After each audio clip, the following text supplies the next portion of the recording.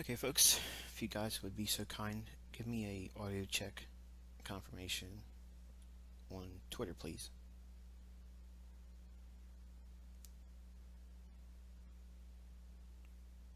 Echo Bravo.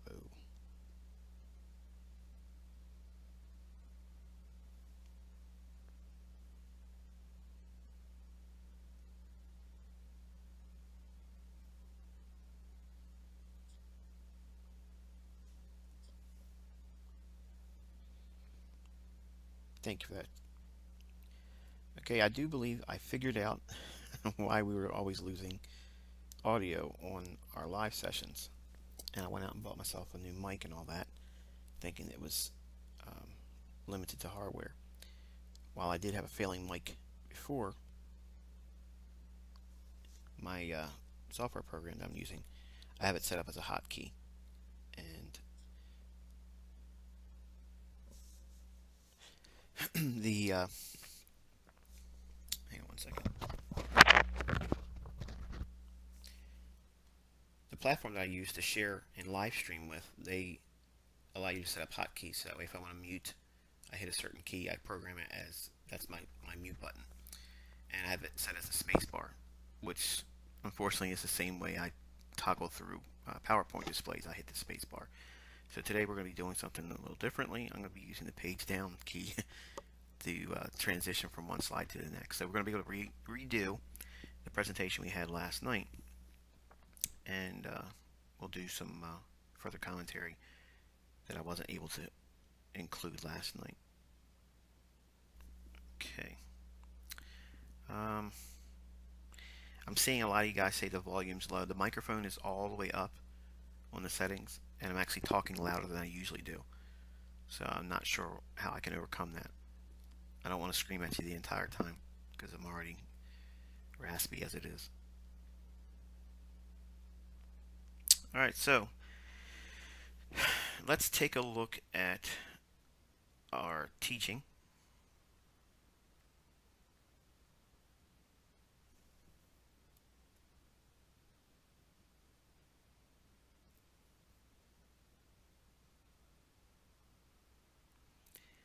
Okay, and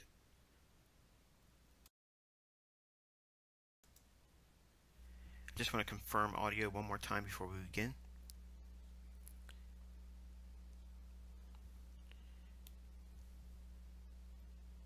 One more audio check, please.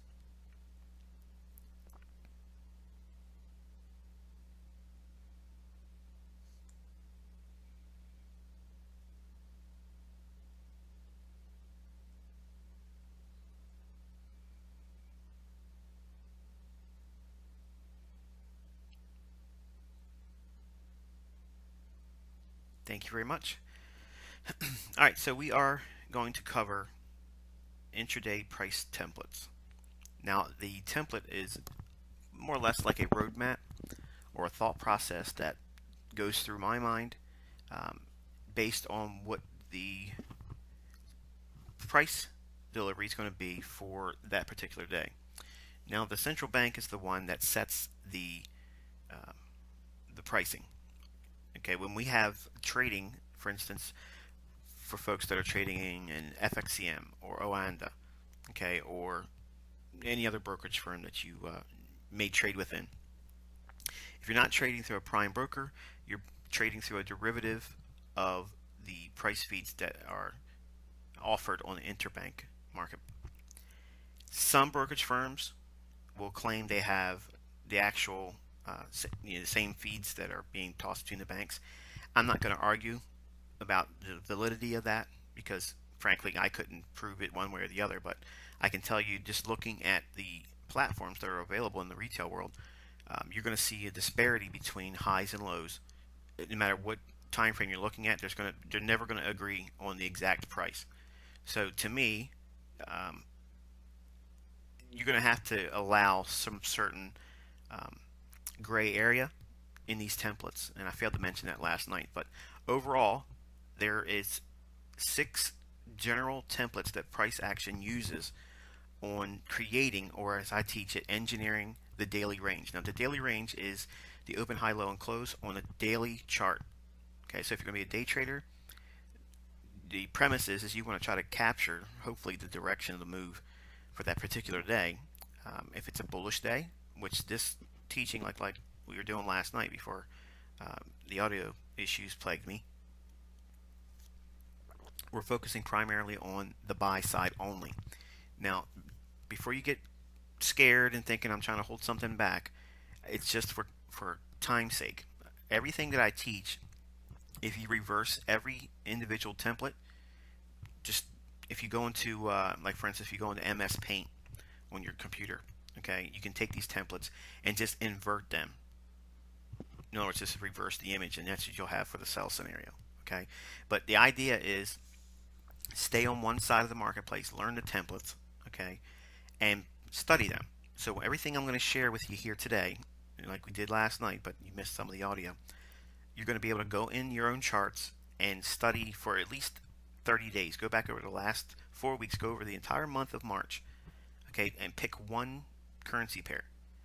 And based on what I'm sharing here in this presentation, I want you to classify and label basically the price action that took place each individual day.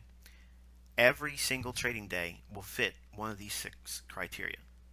Okay, there's always an application of one of these 6 to any market condition. Now, that doesn't give you show me when to get in. Okay, so if you're here to learn show me when to get in, the template is only going to be an aid to you understanding, or as I use it, it helps you anticipate what the daily range may unfold. In other words, what is the probability of certain characteristics of this individual day, what phenomenon should take place, and when should it take place. And here's an important thing, why it should take place. Okay, it's not enough to understand that the market should go higher, but think about it. I mean, folks can be bullish on euro. They believe euro is going to go higher against the dollar. So just because they have that premise that they're bullish on the fiber, does that equate to them actually finding entries to get in and be long? If you're a new trader, you know what I'm talking about. You're probably struggling there. You got an inclination or a feeling, okay, that this pair is going to go higher, but you don't know how to get in. So these templates are going to help you formulate an idea based on context of the marketplace, which is what we're going to talk about individually as each template is shared. So I'll spend a little bit more time than I was unable to do last night, and give you some insights on when to anticipate the individual price templates that we use for day trading models. But they're not limited to just day trading. So while they are primarily aimed at giving you a greater understanding on how the central banks formulate the daily range, and yes, in my opinion, they are absolutely predetermined. In other words, they know it's going to be a higher close before the market even starts trading, and they as the central bank. Think about it. When you trade, and you're trading through a retail brokerage firm, who's the market maker for you? Who provides that marketplace for you to trade? The liquidity pool provider that you trade within, the house, okay, or FXCM or Oanda, okay. But they get their pricing from the central bank. So really, who's the market maker? The central bank. So I understand there's a lot of things that we can study and I teach that are limited to retail focused principles. But you have to go beyond that and go beyond institutional view and go right to the source, which is the central bank. Because the central bank is a storehouse, they're controlling the overall price model that creates the daily range. Yes, there's going to be short-term static that's generated because of news releases. It could be a geopolitical event around the world, a war event, a terrorist attack. Any one of these types of things can cause a short-term blip in intraday price action. Anything can happen. But generally, you'll see that the models that I'm sharing today are pretty generic, which is great because you want your trading to be boring. You want it to be monotonous. And by having these ideas and understandings, you'll be able to frame a better perspective on your trades and be able to focus in on high odds probabilities. And here's the big takeaway: you won't have so much uncertainty and fear and trepidation about taking trades, and more importantly, holding on to them, because day trading is not scalping 10 or 15 points and thinking you've conquered the world. I'm smashing, I'm killing it. Can you make a lot of money parlaying your money up with doing that consistently? Sure you can. But I'm targeting an audience that A, is new to trading, or they're struggling, or they are hit and miss. Okay, that's what this is helping. Those that know my work, this will actually build a greater understanding and clarity to price action trading. So in other words, this is kind of like one of those secret recipes, if you will, on how I'm able to determine what the daily range is going to be. I mean, you've seen over the years where I've called highs and lows in the marketplace right to the pip, And while a lot of people can claim they do things similarly because they have an understanding in either indicators or other principles in technical analysis, my stuff is pretty generic because it's based on the understanding that the central bank is driving the show, and I know where they're going to take price based on principles that we'll talk about after we do the templates. We're going to go into some analysis and use some of these ideas as well that, again, I wasn't going to do last night because I didn't have the time. So let's get into it. The first template is the ICT Classic Buy template, and I just want to double check one more time. We should have audio. Now the Classic ICT Buy template, everyone knows this since I released it on babypips.com in 2010, and it's largely on the heels of a higher time frame support level, that being daily predominantly, and or a 4-hour. If you're framing the ideas that the market's going to go higher on a 4-hour or daily or weekly, the odds of your trade being profitable are exponentially higher than they would be if you were looking at, say, a 60-minute, 30-minute, 15-minute, 5-minute, 1-minute time frame. If you're looking for directional premise, it's not going to be derived off of less than a 4-hour chart. Okay. Now you can be a trading session scalper or an intraday volatility trader using a 60-minute chart to give you intermediate term price swings to key off of and order blocks. There's nothing wrong with doing that. But the hourly chart, unless you really understand what you're doing, I mean, I can look at an hourly chart and discern what the daily range is going to be, but I'm largely leaning on that the 4-hour and daily over the hourly chart or less. In other words, your daily premise or bias for being a buyer or seller is going to be anchored on what you see on the daily chart and the 4-hour chart. So just have that in your notes. If you're new, you're just warming up to me, just came on, there's a lot of folks that just started following me just in the last 48 hours. If you're new and you're struggling with your trades, trust me, you want to be studying the daily chart and the 4-hour chart and nothing less than that to determine what you should be doing, buying or selling. And we'll talk more about that when we go into actual analysis for the coming week, and then what's already happened in the chart, so we can see some of these things unfolding. So the classic buy day is assuming that you're bullish on the euro. Okay, Euro USD, your daily chart is at a support level. Okay, or it's at a bullish order block, or it's just recently taken out a low, and overall price model suggests that the dollar is going to go down. That's the perfect context or criteria for you to be looking for the classic buy day. I'm going to tell you the actual days of the week this actually unfolds. You ready? Monday, Tuesday, Wednesday. Now, all of my core group know this, but if you're new, go through your charts and you'll see that the low of the week generally is made on Tuesday when the market's bullish. We're going to focus primarily there, because if the market is generally bullish and has undertones that the dollar is going to be weak, all foreign currencies are going to go up based on that assumption.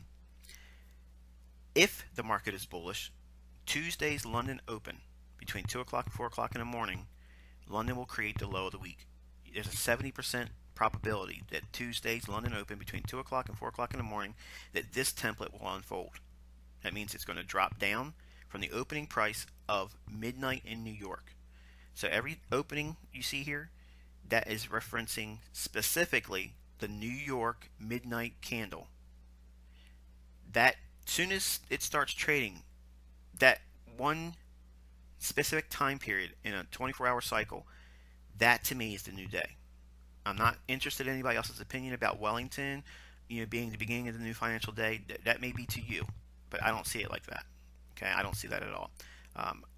I look at the markets because the dollar still, it's the benchmark. Whether you want to agree with it or not, the dollar's it. So until it changes, we have to focus primarily on when the North American continent sees the new day, and it's midnight. Okay. So what happens at midnight? We want to watch that opening price created it right at midnight in New York. Draw that across your charts. If you're primarily bullish, looking for a weaker dollar, okay, that's the context of the marketplace. That sets the tone for you to do what? Look for all of these specific templates. Now, if we are trading at a higher level, support level on the euro, okay, and the assumption is that the dollar is going lower, and it's Tuesday, and the market starts dropping down after midnight opening in New York on your charts. Now, wherever you are in the world, you need to determine what New York time is. I don't want to go through the process of telling anyone, either in Twitter or in email, what to set your platforms based on time. Do yourself a favor and just set a clock based in New York time. If you do that, everything I'm teaching you here, apply it to your platform where you're at globally, and trust me, everything will click. It'll be like the last piece of the puzzle. You'll understand time and price then. You're primarily looking for the opening price at midnight in New York, and then the price action immediately after that. You want to see go down, okay? And generally, it'll drop down as anywhere in the neighborhood of 30 to 40 pips. Once it does that, it'll hit another smaller short-term support level. Now, when the market drops down in London, once it hits a smaller short-term buying area or support level, or it runs an area of stops, or it closes a gap, comes down into an area where it's fair value, all those things are taught on my tutorial page at theinnercircletrader.com. The tutorial page is loaded with all kinds of information. If you haven't watched those videos, a lot of the things I'm going to talk about here is going to go right over your head. So if you're new and you're here, you're kind of like in the advanced classes. But I'm not hiding anything. It's all on the website. It's free. You don't have to spend anything. And then there's other additional teachings on this channel you're watching. So go through all that stuff. It's going to take you a while. Don't rush. The low that creates in London Open, once that is established, the daily range will unfold for about 7 to 8 hours from that point. And it generally will go up, blow out the high that's created initially from midnight in New York, and then generally it'll retrace back in between 5 o'clock in the morning to 7 o'clock in the morning New York time. Okay, that's generally like the London lunch. It'll allow the marketplace to retrace, and once it retraces, if you watch a 5-minute chart, what will happen is it'll trade back down into a bullish ICT order block for the New York Open kill zone trade. And if you don't know what that is, you got to go through the precision trading concepts and the sniper trading concepts. It'll teach order blocks and all that business. But I also have a teaching on trading the New York Open also that's several years old on this YouTube channel too. But all the insights are there as well, that you can frame all amplifications and further understandings about what I've just said in relationship to New York. It's already out there. So like I said, you have a lot of information to go through to get this stuff, but it's free, so take your time and go through it. But generally, the New York session will create a continuation of what's established in London. It'll expand and trade up into its average daily range, or more specifically, you're holding it for time. You're waiting for it to trade into the London close time period, or the ICT kill zone for London close, which is 10 o'clock in the morning New York to noon New York time. So what we've just described here is the entire daily range completely conceptualized. I gave you the context of when it occurs. I told you what day of the week it occurs. I told you what has to happen to make it come to fruition. And we're actually going to look at examples of it after the fact. Once we go through all the templates, I'm going to actually give you some examples of each one of these in the cable. British Pound USD, for those who don't know what that is. The classic buy day is one of the easiest ways to make money trading Forex. It's like the days that are just so easy. They're just so easy. If you have been working with my material for a number of years, I started exclusively teaching in 2010 foreign exchange. I moved primarily to Forex only in 2006, and I can tell you I'm still absolutely astonished on how consistent the things I'm sharing with you today are. And today you're going to see some further examples of each one of these templates, and it's going to be very exciting for you, because I know most of you, even those traders that have been following me for a while, they still see things after the fact, but they still don't get it quite right as it's happening, so they can put the trades on. They're still hit and miss about a lot of things because price action is it's unclear to them, and it's because they have not learned how to profile the market. And you have to understand market profiling, because at the central bank level, there are not individuals sitting around in front of a computer screen saying, okay, I'm going to hit this button and it's going to spread the market open like this and that. That's not what's happening. All of the feed that we have through pricing is all electronically driven by algorithms. And the way the algorithms are set up, they are designed and programmed to do certain things that are inherently generic. When the market's going to go up, it's not a surprise to see it go down initially first. It goes down to neutralize those individuals that may be in the marketplace. They squeeze them out of positions, because they know most traders and most speculators will have a trailing stop loss below recent market lows. And once it goes down, it takes those individuals out, or it induces traders to sell because it looks like it's moved lower. And that initial move down, like we're seeing in this graphic depiction here, is what you're capitalizing in. You're not focusing on buying strength. You're buying what would be conceived as weakness, okay, on price study. But what you're actually doing is you're buying VIP pricing. You're getting right in there when the banks are actually trading. Okay, when the smart money investors, when the banks themselves are formulating the daily range, do you think they want to be buying when half the daily range has already been fulfilled on the upside? Absolutely not. They're scaling out of their positions as it goes up. Where do they get in at? When the market starts going down initially. So smart money buys when it goes down, and it sells when it goes up. It's a difficult thing for new traders to grasp, but once you study for a length of time, you get really desensitized to it, and then you'll understand that you certainly want to be buying when the market drops. When it's going down, it feels like it's the wrong thing to do. And it took a lot of time for folks to trust this template, but now they see it. It's like it's clear. You can't miss it now. And we're going to look at it in examples. But more importantly, this classic buy day template is the easiest one to trade. It has the easiest context to trade within. It's day sensitive, Monday, Tuesday, and Wednesday. It is highly symmetrical. In other words, what you see going on in London sets the tone for the entire daily range, and you can do certain measurements and projections on it, and it'll give you very close to what the daily range should be once it trades above the opening price at midnight. Once that happens, then you can start doing all your projections and get where the upside should be, or where the high of the day should form. And many of you that's been following me for 6 years now, you've seen many astonishing examples of to the pip, the high and the lows been called before the fact.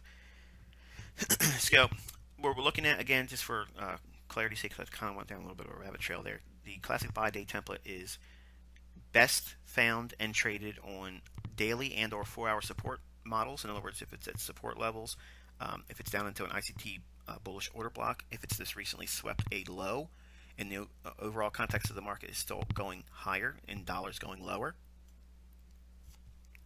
and it's Monday, Tuesday, or Wednesday. Okay, this phenomenon is what you would anticipate seeing unfold. You get in there, you look for the reasons to buy at London.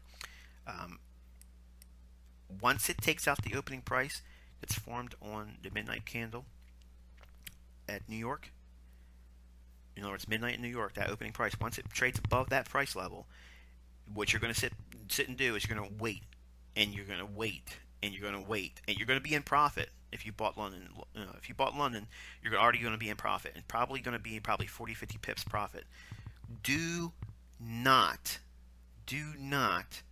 collapse your trade because you got that real explosive move. Don't do that, especially if it's just now getting to around 5 o'clock in the morning in New York time, because what it's going to happen is it's going to go consolidating sideways, or it may retrace back.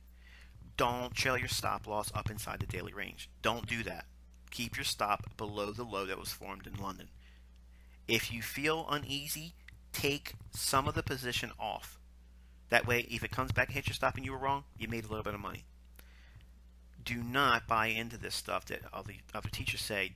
You put a full risk on, a full stop on, and it doesn't make sense to take partial profits because you had initial risk of X and you're only taking a split of the potential gain. Forget all that. Okay, trust me.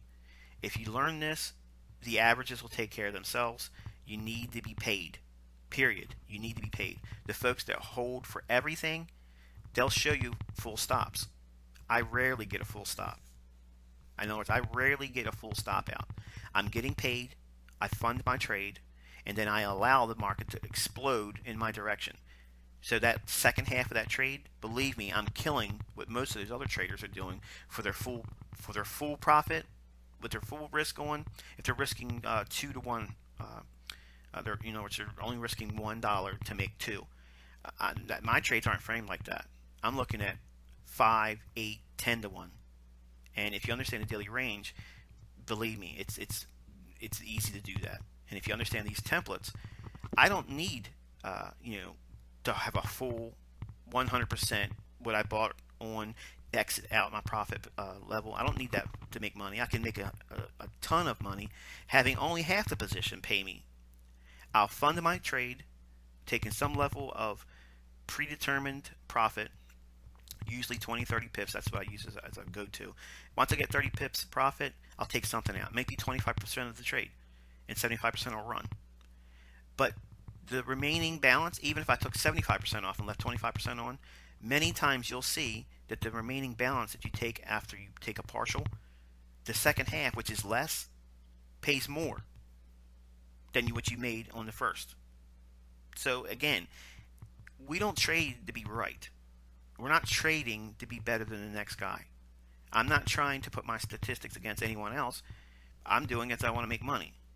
That's all you're here for. You're here to learn how to make money. I'm showing you how to do that. But you're going to have to do some things that's going to fly in the face of what everyone else calls what you should be doing. And if everybody's doing that type of stuff, and the odds are 90% of people lose their money, why would you be listening to what everybody else should be doing? I don't want to do what everybody else is doing.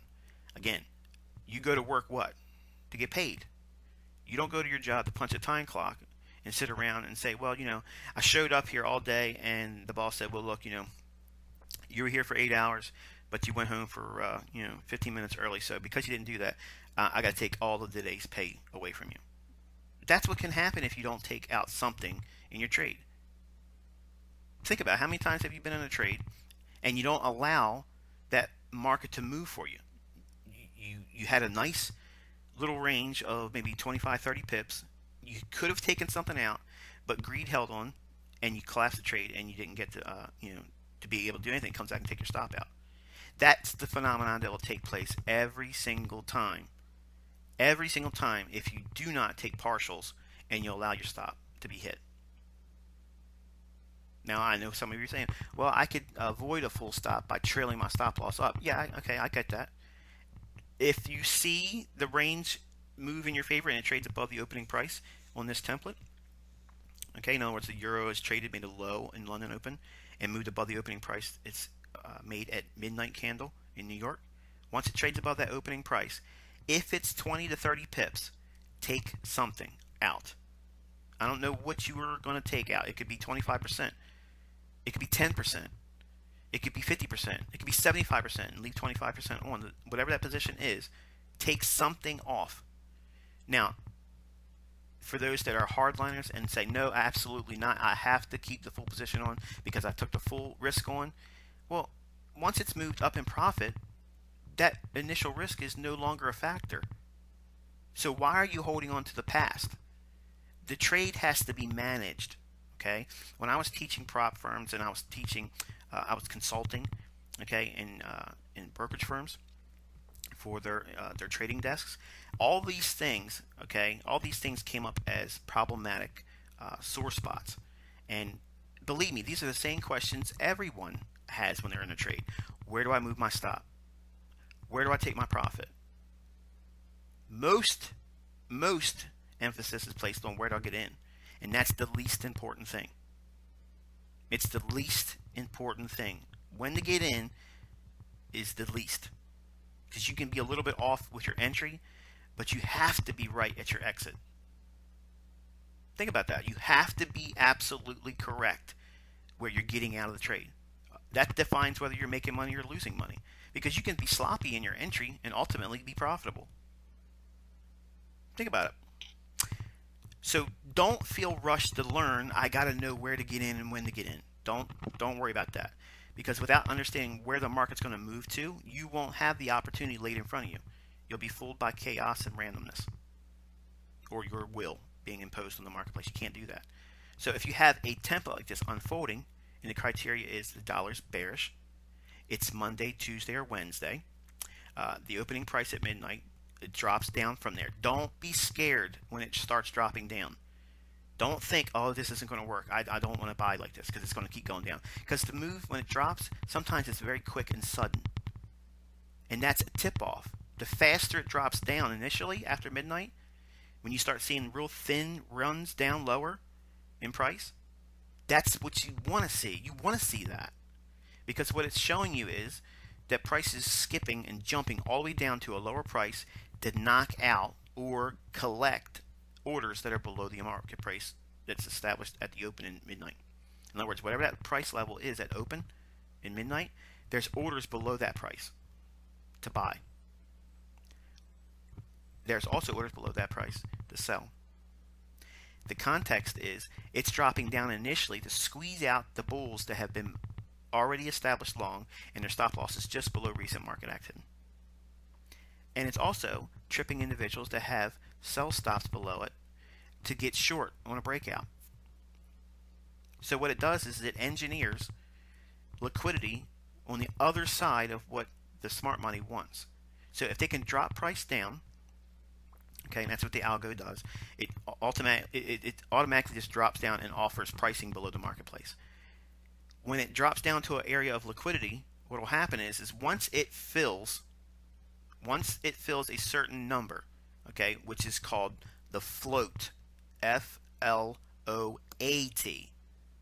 not flout, it's float, F-L-O-A-T. Once it does that, okay, what they're doing is they're building their book for the daily range. So they're setting the initial low of the day, and if it's in London, it's going to be 80% of the time, it's going to be the low of the day, between 2 o'clock and 4 o'clock in the morning, New York time. Don't take my word for it. Go into the charts. You'll see it. Once it drops down there, you're going to buy it when it's going down. You want to be entering in on a down candle.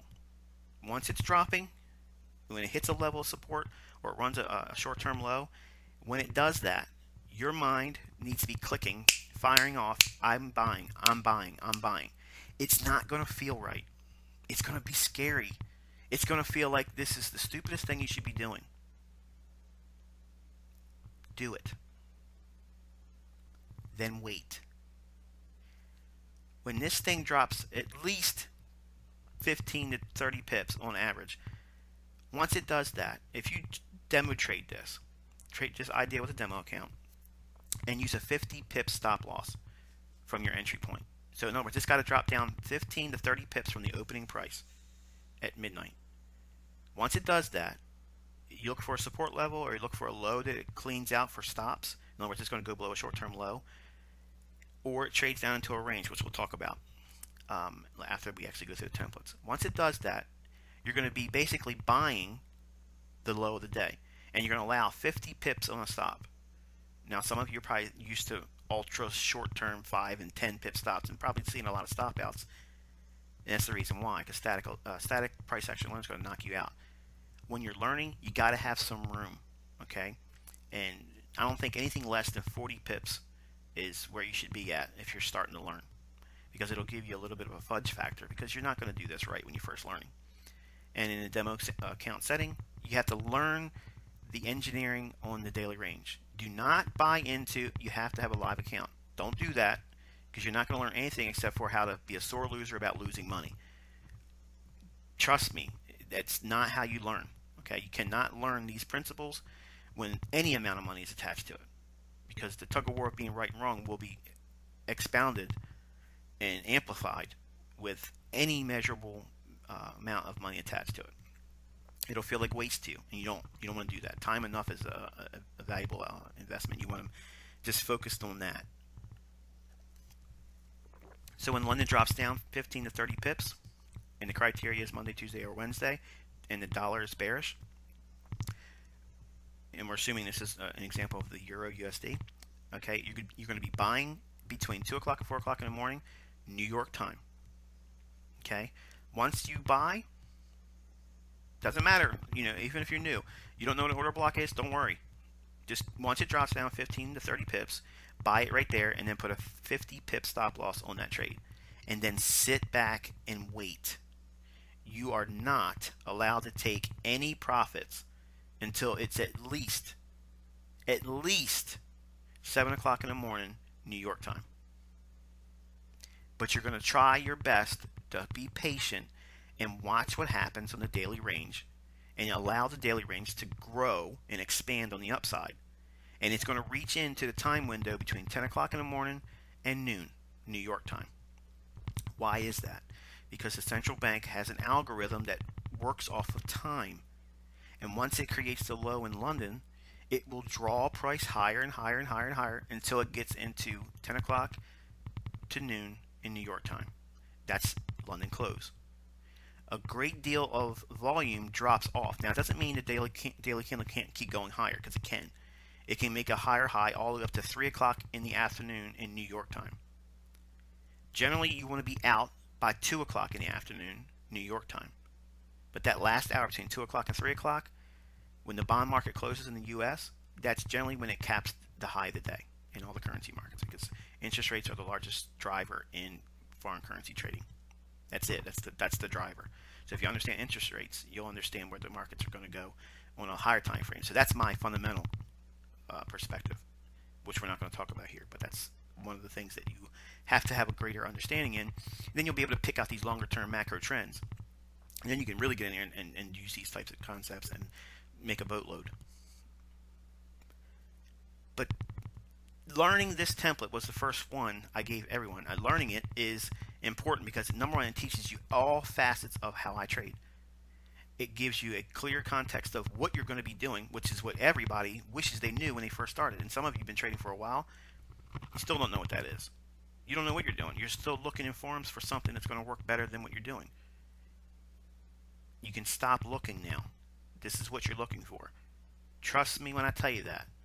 I made a career in Forex, okay, teaching with the idea that I know exactly what you're looking for. I know exactly what you're looking for. I know how you want to trade. I know what you want to trade. I know how you want to get in. I know how you want to get out. And I know you want to make money, because this is what everyone wants to do. You're not in here to have fun. You might have fun as a default, but you're here to learn how to make money. You have to trim away some things, okay? And the largest thing is impatience. Some of you that are new are probably saying, shut the hell up and get on with it. And guess what? You're going to have a problem with me. You're going to have a problem with my method. You're going to have all those things are going to be problematic for you. Learning these ideas won't happen overnight. It's going to take time. I didn't learn it in one night. I got 23 years in this industry, and I'm telling you, once you submit to the time aspect, all your trading will be a lot easier. And looking at this template here creates that model to trade with. It teaches patience. You buy at a specific time of the day based on specific criteria. Dollar is going to be bearish. Euro USD should be bullish. Is it Monday, Tuesday, or Wednesday? You're going to be a buyer. When are you going to buy? In London. How do I know when to get in? It's got to drop down 15 to 30 pips from the opening price at midnight in New York. Whatever that opening price is at midnight, at New York time, on your charts, you draw a line across the entire day. And you want to see it drop down 15 to 30 pips from that level. You don't care that it goes above it, because it can go above that price initially. But you want to see it drop down from that opening price until around 2 o'clock in the morning New York time. Once you see 2 o'clock in the morning and it's below the opening price on the euro and it's dropped 15 to 30 pips, buy it. Put a 50 pip stop loss on. And then wait. I'm telling you, what I just taught you right there is exactly what you're looking for as far as getting in. Now, there's lots of ways to fine-tune that and reduce it where you get down to a 20 pip and 30 pip stop loss consistently. But I don't generally like to trade with a less than a 30 pip stop on London, because there's a lot of noise that can come out in that time of day. So I generally use about 30-35 pip stop loss. But 50 pips will give you a little bit of a fudge factor. Now, why? Why 50 pips? Why do I use a 30 pip stop loss? Because if you understand that the daily range on an up day, look at a daily chart. I don't care what currency pair or stock or whatever it is. If the market went up big for the day. Now, I already gave you the context of how to know when the market's going to go up big. I already told you. I've been repeating it on this one template alone. The dollar needs to be bearish. The euro needs to be at a support level. It's got to be Monday, Tuesday, or Wednesday. When are you going to buy? Well, there you go. You know exactly when you're going to be a buyer for the rest of your trading career. You know what days you're going to buy. You know what time you're going to buy, between 2 o'clock and 4 o'clock in the morning, New York time. Guess what? It is that easy. I've been doing it for years, and it never, ever changes. Why? Because the algos at the bank level never change. It's the same monotonous routine over and over and over again. And there's nothing retail about this. There's no trend lines, there's no moving averages, there's no Fibonacci, there's no Ichimoku, there's no Heikin-Ashi, there's none of that horse shit. It's all accumulation, distribution, and manipulation. They're the three things you have to understand. The market will open at midnight in New York time. When the context of the marketplace is bearish dollar and euro is supported with some measurable level of support, the context is what? Dollar's down, foreign currency is going to go up. What's going to happen is the dollar, okay, will have a move that suggests that it's going down.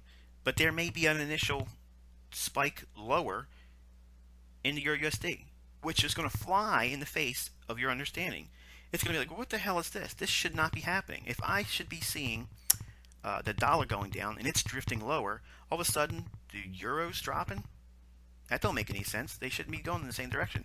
Exactly. Exactly. That's a crack in the correlation. Correlation between a stronger dollar, weaker foreign currency, or weaker dollar, let me make sure I say that right. Weaker dollar, stronger currency, stronger dollar, weaker foreign currency. So it's like a teeter-totter effect. It's very simple. But the problem is you get caught up on short-term price action and you get scared. Even if you're in a trade, how many times have you let go of a winner and it exploded in your direction because you saw something stupid on a 5-minute chart that scared you? It didn't even get close to your stop. You just thought it was going to run to your stop. This template will teach you how to just stick to your guns. Dig your heels in and submit to time. It also teaches you trade selection. Cherry picking the best scenarios. You want to make a lot of money? Shit tons of money. You want to make lots and lots and lots of money. This is the template you do it with. This is the one you're looking for. This is it.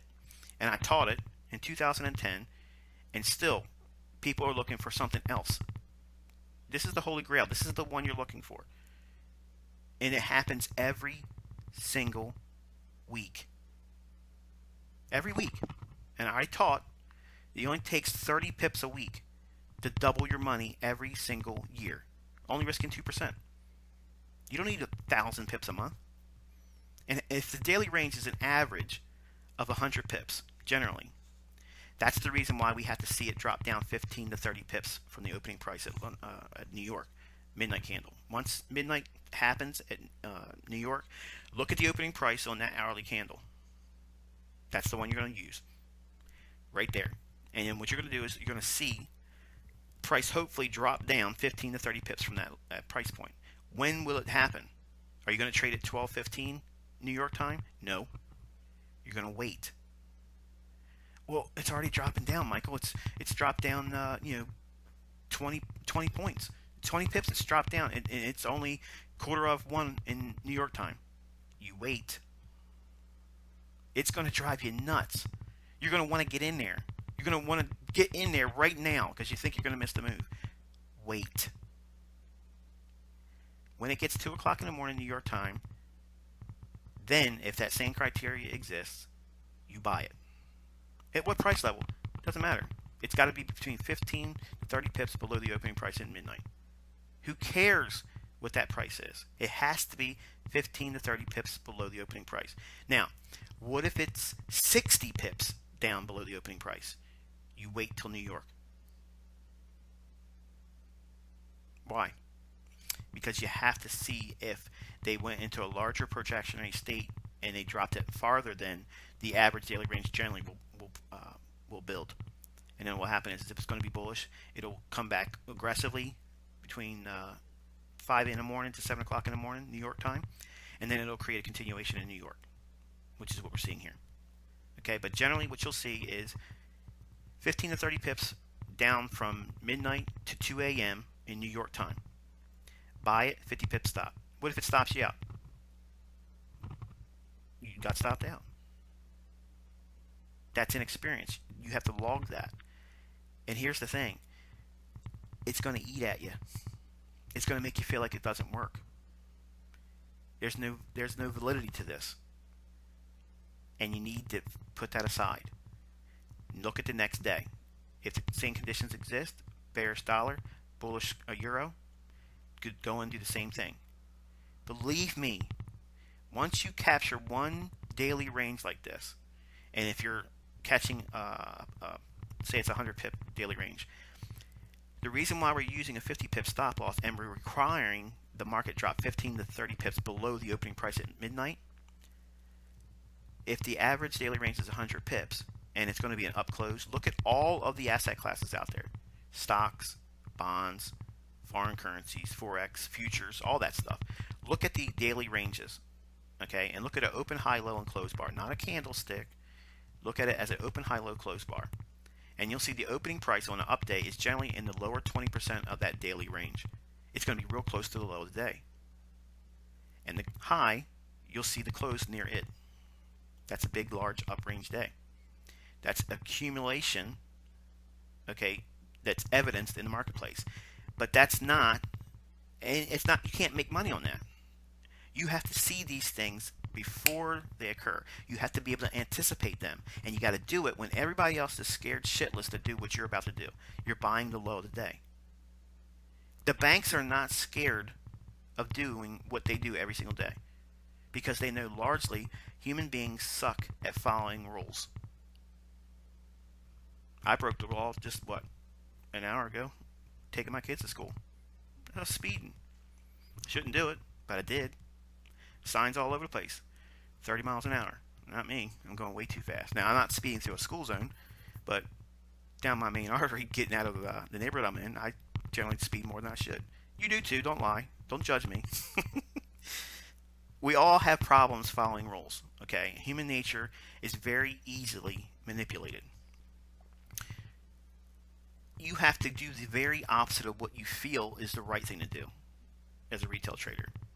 And that means when the market's tanking, but the overall context is bullish, you need to be buying when it's down there, and you're going to be buying the low of the day. You want to be buying below that opening price and holding. Come hell or high water, you are holding until 7 o'clock in the morning, New York time. And then what will happen is between 7 o'clock in the morning and 8:15 or thereabouts, New York time, it's going to give you one more smaller little retracement generally. And that's probably going to scare you shitless, thinking it's going to come back and knock you out. Don't collapse the trade. If you feel like you have to do something, take your stop to break even. That's the minimum, okay? But certainly take something off in 7 o'clock in the morning. Take something off, especially if you have 20, 30 pips in profit.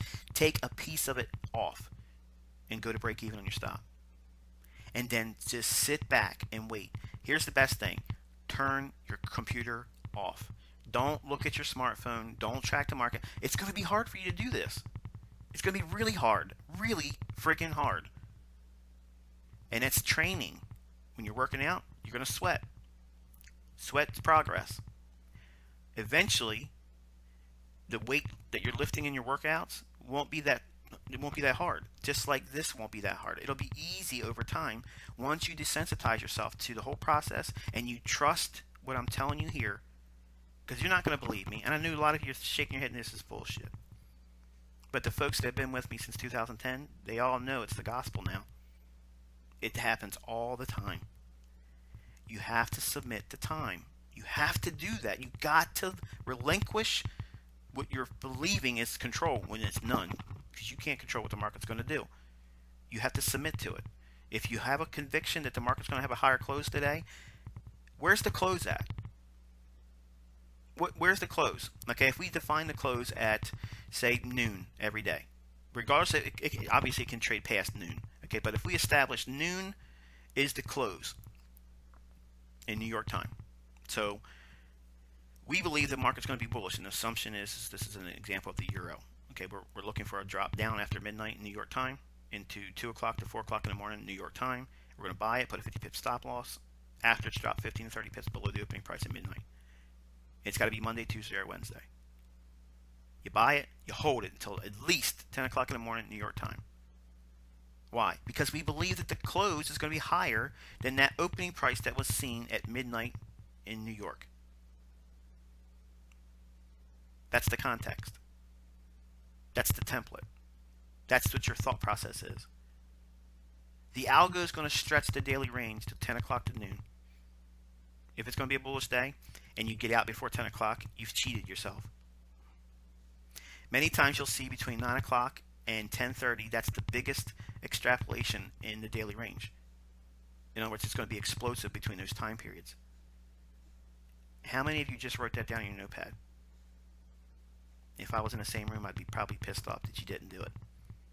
But I just gave you a nugget that just goes unnoticed. On up days, look at 9 o'clock in the morning New York time to 10:30 in the morning. That's where that last surge of price action comes in and explodes. And guess what that's doing? It's making the high of the day. Don't believe me? Go into the charts and you'll see it. We're going to look at examples of it. Time and price is what your goal is in terms of learning. Submitting to both. You can't control price and you can't control time. You can only control your reactions and your expectations between those two things. But ultimately, you have to submit to both of them. But both of them are useful tools in a smart money trader, because the banks understand those principles. They use them as tools. They manipulate price. Why? What's it? Manipulating price dropping down like this on a classic buy day does what? It manipulates the minds of traders. It either induces them to want to sell short, or it scares them out of the marketplace, and if it's approaching their stop, they'll collapse the trade. What are they doing?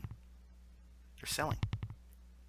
Why would they want it? Why would the market maker want to create a condition that makes people want to sell? It engineers liquidity. It places willing sellers at a price they want to be buyers at.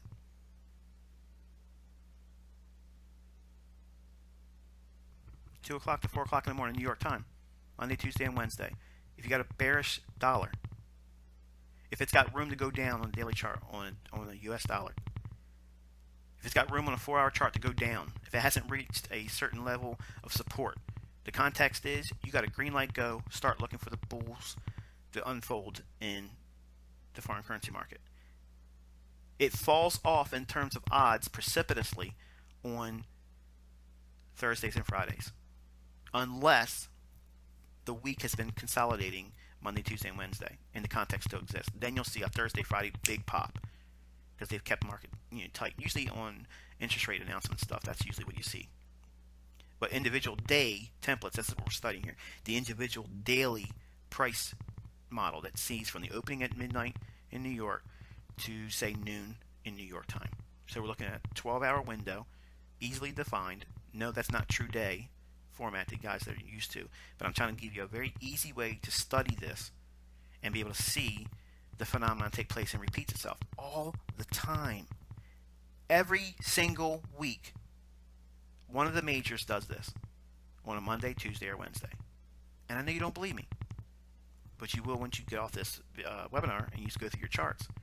And you'll suddenly see that, wow, ICT has been preaching for 6 years. Look for one good setup a week. Don't try to trade every day. Don't go for broke. Don't bet too much money and submit the time. Well, that's what this template teaches. That's why I gave it to you first. It's everyone's potential trading career with this one template right here. It's got everything in it. You want to be a London Open trader? This is how you do it. When do you trade? How I explained it. Right in this teaching right now, I just gave you a whole trading career. And you never have to change it. You don't have to ever do anything to it. You don't ever have to tweak it. The only thing you're going to do as your money starts to build, the average risk that you put on will grow exponentially, which means that the profit will grow exponentially. Michael, I can't get up at London. I can't do it. Time won't permit it. I have responsibilities of family. I understand that.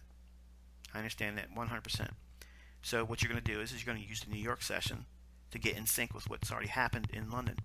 And you're going to wait for that second half of the daily range to unfold, trading between 7 o'clock in the morning and 9 o'clock, 9:30 in the morning. There's your next continuation buy signal. And you hold for a move running into 10 o'clock to noon. And it's going to make the high of the day between those two time windows in New York time. And you collapse the trade and get out. And you close it every single day. You don't hold on to it. And you do this every single week. And you do it for 1 month. And you look at the results of what you have. Here's a nice exercise. Look for it every Monday, Tuesday, and Wednesday. Just pick one side of the marketplace for 4 weeks and trade it on a demo setting. Okay, and I promise you, you're going to show net results for the month that are positive. Some of you can't even be consistently profitable. This is how you formulate it. You start one side of the marketplace, pick one pair, have a set rule base, and stay in it. Don't deviate. Do it for 1 month. You'll know whether or not you're going to be able to trade. If you can't submit to that and just do it for an experiential exercise, because you're going to have to submit yourself to some form of rule-based ideas if you're going to be a trader. If you're going to be changing shit around all the time, you're never going to have continuity. You're never going to have that. It's going to evade you. Every single trader in the annals of history that's always moved things around cannot show a clear, measurable progress that's positive. You're going to be hit and miss. You're going to be plagued with frustration. And it's understandable. You should be friggin' nuts. If you're changing things around, tweaking this and tweaking that, you're never going to arrive at an understanding that's simplistic, that you can measure the progress on. Because there has to be continuity and there has to be consistency. If there is not consistency in your approach, how could you reasonably expect consistency to materialize in your results? Think about that for a minute. I could stop this presentation right now, and you've probably learned more than you'd ever need to be a trader. Now, I'm not going to do that, because if you know me, I like to go for 3 hours or more. And you probably won't be able to see this whole presentation because you're probably watching it at work, sneaking. Shame on you. But this template here is the easiest one to do. And it's the easiest one to see coming. It's the easiest one to anticipate. Absolutely easiest one. Because it's rule-based. It's simple to define. It's easy to execute on, and I gave you the entire trading system around having to use it. Now you can tweak that in terms of risk. You can tweak it in terms of how you want to be as a trader. If you can't be a London trader, you can be a New York trader trading this template. All you have to do is New York at 7 o'clock in the morning. Look where was London trading at? Is it below us? And were we bullish? Okay, well we're probably in this classic buy template, and we still have some time for the daily range to expand and have a higher close on the day. Don't think because it's moved up 60, 70 pips from London low that it's going to go down from there. A lot of traders say, "Oh, I'm shorting this. This bitch went up 70 pips. I'm going short right now." I see that so many times on Twitter, and I'm like, "What the hell? I'm buying this thing. I know I got time in the day. It's going to rain. It's going to create a higher day. Close. The higher close is going to happen, and it might dip down a little bit, and they're like, "Yeah, it's rolling, and pff, yeah, it's rolling right over top of you, and it explodes up." Our group's usually in those trades. Now, it's hard for folks that don't understand this to see it the first time. And it's hard probably for you to understand this conceptually right now, what I'm talking about. But we're going to actually give multiple examples of this very one here, because I really, really want you to understand this one. Because you really don't need to know any other one outside this one. To be a seller, the only thing you would do is reverse it. The opening price at midnight, you want to see it rally above that price 15 to 30 pips. And it has to be between 2 o'clock and 4 o'clock in the morning New York time. If it's done that, sell it short. Put a 50 pip stop loss on and wait. How long do I wait, Michael? Until 7 o'clock in the morning New York time. If you got 20, 30 pips of profit in there, go to break even on your stop, or take something out of the trade. Now, I'm not going to define that for you. You need to know what that is because you're the trader. Do you want to just be 100% conservative and take 75% of the trade off and leave 25% on and let it run till 10 o'clock to noon in New York time for the daily range? There's nothing wrong with that. You can build a career with that and still do very, very well. Or maybe you're splitting the position. You take off half and leave half on with a break-even stop. Never, never, never put your stop loss inside of the range lower than the London high on a sell day. Never do that, and never raise your stop up above the London low on a buy template like this. Do not trail your stop loss into the daily range. Don't do that. Don't do that. Don't do that, because it will and can come back down, sweep the low that's created between London and New York, and still have an up close. Don't believe me? Go on your charts, you'll see it. You have to assume some risk. You cannot make money not assuming risk. You have to assume some risk. But you have to get paid too. So there's a balance. As a trader, we have to balance those problems. They're a problem. I got to keep myself net positive, and I have to get paid without losing a lot of money. I got to keep doing this same balancing act as a trader, and so do you. Otherwise, pack it up, because it's just going to be a short ride.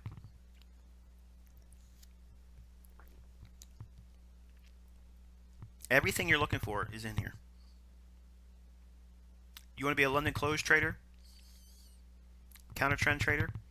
Why anybody wants to do this stuff is beyond me. I've done it. I just don't think it's worth it. If it trades up between 10 o'clock and noon, generally between 10 o'clock and 11 o'clock in the morning, New York time, if you see a failure swing on a 5-minute chart there, get the low to high on a fib, go short, and the close will generally close between 20 and 30% of the upper portion of the daily range that's formed at the initial high between 10 o'clock and 11 o'clock in the morning. Very, very small short-term trade, counter trend trade. You can usually get 10 or 15 pips every single trading day doing something like that. I just think I don't think it's worth it, because it's a lot of one-to-one scenarios. Now, let's get back to why 50 pips. stop loss, and wide 15 and 30 pips below the opening price as a filter. Assuming again that we're bullish on the euro, this is the case, an example we're looking at the template as looking for the London low to form in euro because the dollar is bearish. If the average daily range, general rule of thumb, is 100 pips. Now it's not. Okay, I know some of you guys are going to go out there, well, the average daily range right now is whatever it is. I understand that. Okay, but I'm using a general rule as it's not unheard of to see 100 pips on average on most of the majors per day. In other words, the daily candle, high and low, generally is close to, if not around, 100 pips. So if we have that as a basis or a foundation, and we require buying below the opening price at midnight, 15 to 30 pips, we've already built in potentially buying in the lower 1/3 of the daily range. If it's going to be an up close day, you're buying the low of the day. This is such a simple thing to see, but it's such a bitter pill. It's like swallowing a cantaloupe because it doesn't make sense to the neophyte. It doesn't make sense to do that.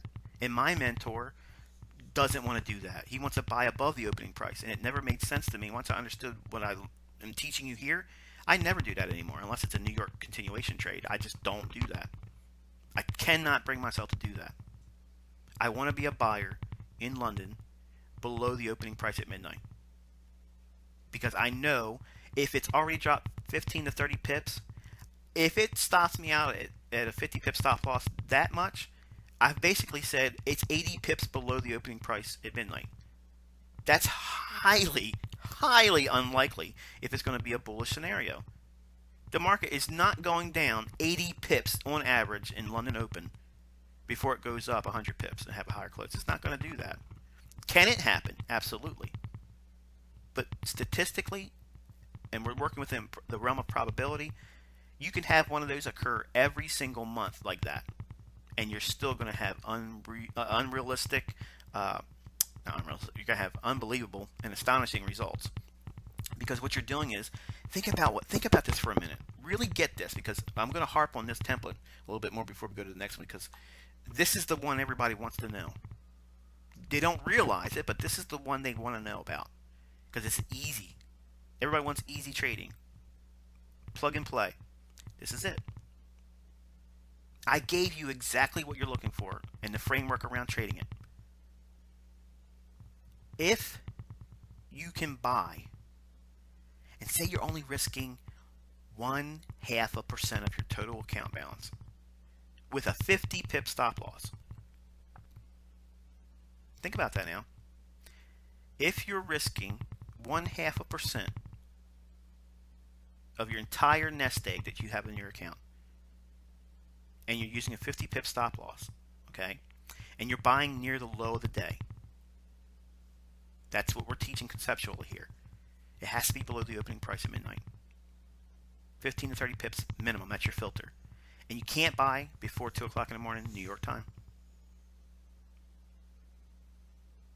When you buy there, and you buy near the low of the day, which is what you're going to be doing, and you're going to see me showing examples of this in this presentation before we close it. You're going to see lots of examples of it. You are going to get excited about trading like you've never been before, because suddenly opportunity is right in front of you. Every single weekend you're going to hate it because you can't look for these scenarios. And I'm not trying to incite being a trade junkie, and I've been that in the past. But you won't be able to relax. Your mind's gonna be going constantly, especially if you get really into the charts and you fall in love with searching this pattern out and the context that builds them. Once you learn that, once you understand the principles that I've shared so far just on this one template, once you do this, okay, you'll never ever feel uncertain about what you're going to do as a trader again. It's my goal for you all to know this one like the back of your hand, because if you have problems, you hit a series of drawdown, you have a period of a string of losses, do not forget this one. This one fixes everything. This one right here builds the longevity as a trader that you need. This carves out millionaires. This one right here, this one template right here is the number one principle that I use to make millions of real dollars. Not demo dollars. Real, I'm not going to fucking work anymore dollars. That's what this is. You're looking for that? This is what this is. And you're not going to believe it until you study it. And you understand, holy shit, every Tuesday and Wednesday, if I've been bullish, I got a 70% chance that the low of the week is going to form on Tuesday. But it could happen on a Monday, and it can happen on a Wednesday. Sometimes it can be Monday, Tuesday, and Wednesday creating this very scenario. Typically, you'll see Monday being consolidating, or it may go up initially, which may scare the shit out of you. You won't want to do this anymore because you'll see the market starting to want to go up on Monday. Great. It doesn't matter to me. I don't care what it's doing on Monday. I'm waiting on Tuesday because if I see this thing drop down on Tuesday after midnight, I'm looking for it to go down 15 to 30 pips into 2 o'clock in the morning, and I'm all over it like white on rice. Because I have not only the highest probability if the dollar's bearish, I'm buying near the low of the day. I already know I'm not worrying about it. Once I put my order in, I'm in the market, I put my stop on, I go to sleep. That's when I sleep. I can only sleep once I get in the trade in London. Now, that's probably going against what you think about. You have a hard time staying awake? You're a new trader? Trade London. Your ass won't go to sleep. You're up. It's like no-dose, okay? You are up. Forget 5-hour energy. London open trading, that's the shit. You get in trading that, you're awake. You'll have no problem being awake then. You'll be a morning person then. I used to be like that when I was scared and didn't know what I was doing because I was risking a lot of money and I just didn't feel comfortable because I didn't have an understanding of what I was doing. In 2002, even though I had a long history of trading behind me, Forex scared me because it was so fast, very fast, and there's no limits. See, I came from foreign exchange, not foreign exchange, futures market trader, and when you trade those futures, they had limits where your contract showed you a net gain or a loss up to the closing hour, and when it stopped, you had to wait. What was going to happen between where it stopped trading until tomorrow's opening? And that wasn't fun sometimes. It could be a big difference between where you're in at and where it closed and then where it opens tomorrow or next week. In Forex, you don't have that. It's balls out. You're in there. And if it's running, guess what? If you're wrong, you're going to get your ass handed to you. But the wonderful thing is, when you're right, you have to submit the time to get that lion's portion of the move. Now, I'm talking about specifically the shortest time period as a trader, day trading. Statistically, most day traders lose money because they don't know what you do now. Think about that now. Some of you are probably just sitting there doodling. Come on, get to the next slide. If you're thinking that way, turn the video off. I don't even want you listening to me anymore. Because you don't have the mindset that's going to be required to make the kind of money with these tools. And I mean that.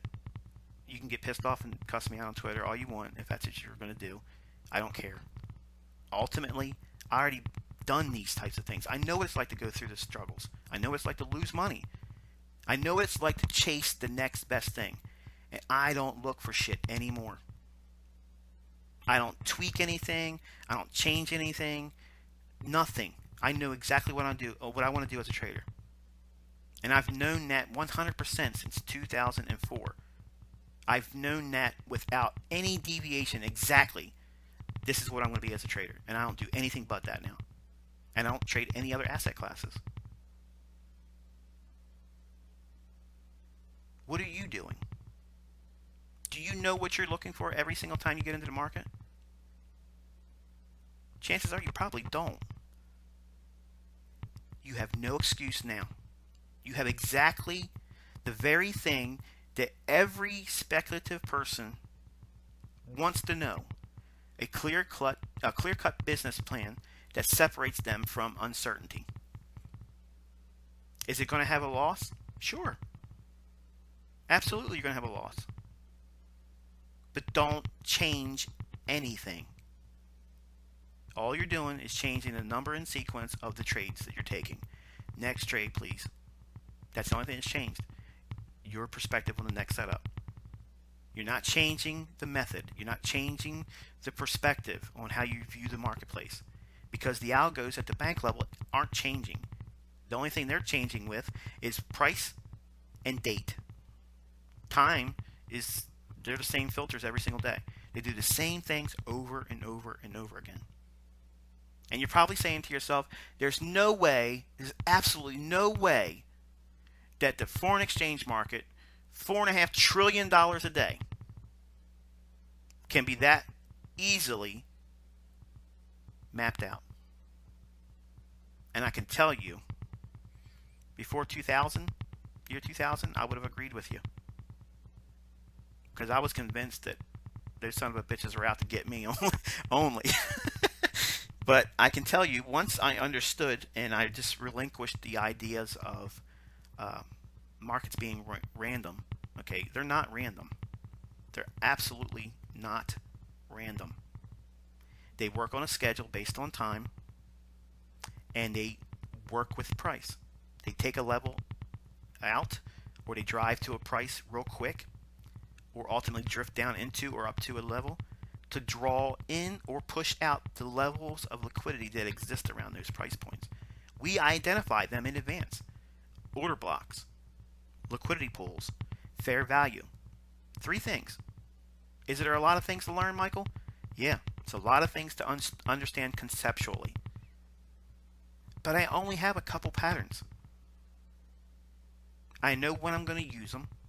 That's what these ideas are to stimulate in your understanding. And I'm harping on this one right here because this is the one you're going to get the immediate response with. You're going to see it easily. You're going to understand what's going to happen easily. But you know, you're not going to just stop here. You're not going to study with this one for a while, because you're going to see 5 other templates, one of them that can't make money with, really. But you're going to look at those other templates and you're going to try to figure it out, because you want to be a master of all things. I wasted time doing that. Once I hunkered down and I understood this template, it allowed me to understand the other ones we're going to talk about. But this one here is the moneymaker. This is the one that if you just trade this one, there's no excuse for you to not make money. So if you're only risking 0.5% of your total equity on a setup like this, and you're buying near the low of the day, because that's what we're teaching here. You're buying the low of the day. That sounds ballsy, doesn't it? That sounds like a load of shit. It sounds too good to be true, Michael. You're full of shit. There's no way this is real. There's no way you're buying the low of the day, Michael. There's no way that we can know before the fact where the low of the day could possibly be. There's no way. Can't be done. Can't time the market. If you believe that, okay, seriously, if you believe that, you're gonna have some real surprises ahead. Because I'm telling you, this thing is working on a schedule better than anything else. It's on a very specific schedule, and it's nice to know that as a trader. It's not random. Absolutely not random. The market will go to levels at a specific time of the day to engineer liquidity. Now, suspend your disbelief just for a minute, okay? Because I know some of you are just here to listen to some stuff and then have some ammunition to come at me and say that I don't know what I'm talking about. And why you spend that time doing that instead of just weigh out what I'm showing. Take that energy, go into what I'm teaching, and you pick it apart. And if you can, come at me with it. Okay, and sit down in a respectable tone, and I will eat crow if you can show what I'm showing is full of shit. But I already know. I've made millions of dollars doing this. I've taught people how to do this, and they've made millions of dollars. I have taught fund managers, and they use this stuff, and they've made millions of dollars. Not demo money, okay? Not mini lot traders. Millions of dollars. So if you can have the low of the day pinned down with 0.5% at risk, okay? And say you're buying near the low of the day. Well, let's do some math here. If we have a range expansion and an up close, okay, and it trades, say, 120 pips at the close, you have better than, what, 2-to-1 reward to risk, right? So you potentially have a 1% return. 1% return on your equity. And if you take this trade once a week and you average that, now we're only in the realm of day trading. So I'm going to kind of bridge this into how you can use it for short-term trading too. But then we're going to the next slide. I know you're probably saying, good grief, get to it. But this is what you're looking for. This is why we have live sessions. I wanted to have people that knew what they were doing talk to me like I'm talking to you. I don't like to hear that my own voice. I don't like how I sound. Okay, so I'm not talking to hear myself. I'm telling you, I'm reaching back into my early infancy as a trader and recalling the things that I wish and prayed to God that someone would come out and talk to me with. I would literally be on message boards on America Online begging and pleading folks to step out and say, look, if you know how to trade, please, I'll pay whatever you want to be paid. I will pay you, but just talk to me. Let me know what I should be thinking. Not how should I trade. Because I was convinced stochastics oversold buy signals that was all you needed to know. And that's how I turned $2,600 into $832,000 in 9 months. Being lucky, trading one side of the marketplace. I understand buying. Which, without coincidence, is the reason why I'm starting here. If you haven't figured it out, I've taken you through the whole process I went through as a new trader. Since I started teaching trading foreign exchange on March 2010, I stepped out on the baby pips. And I've taken you, whether you realized it or not, through the entire discovery and the way I learned it.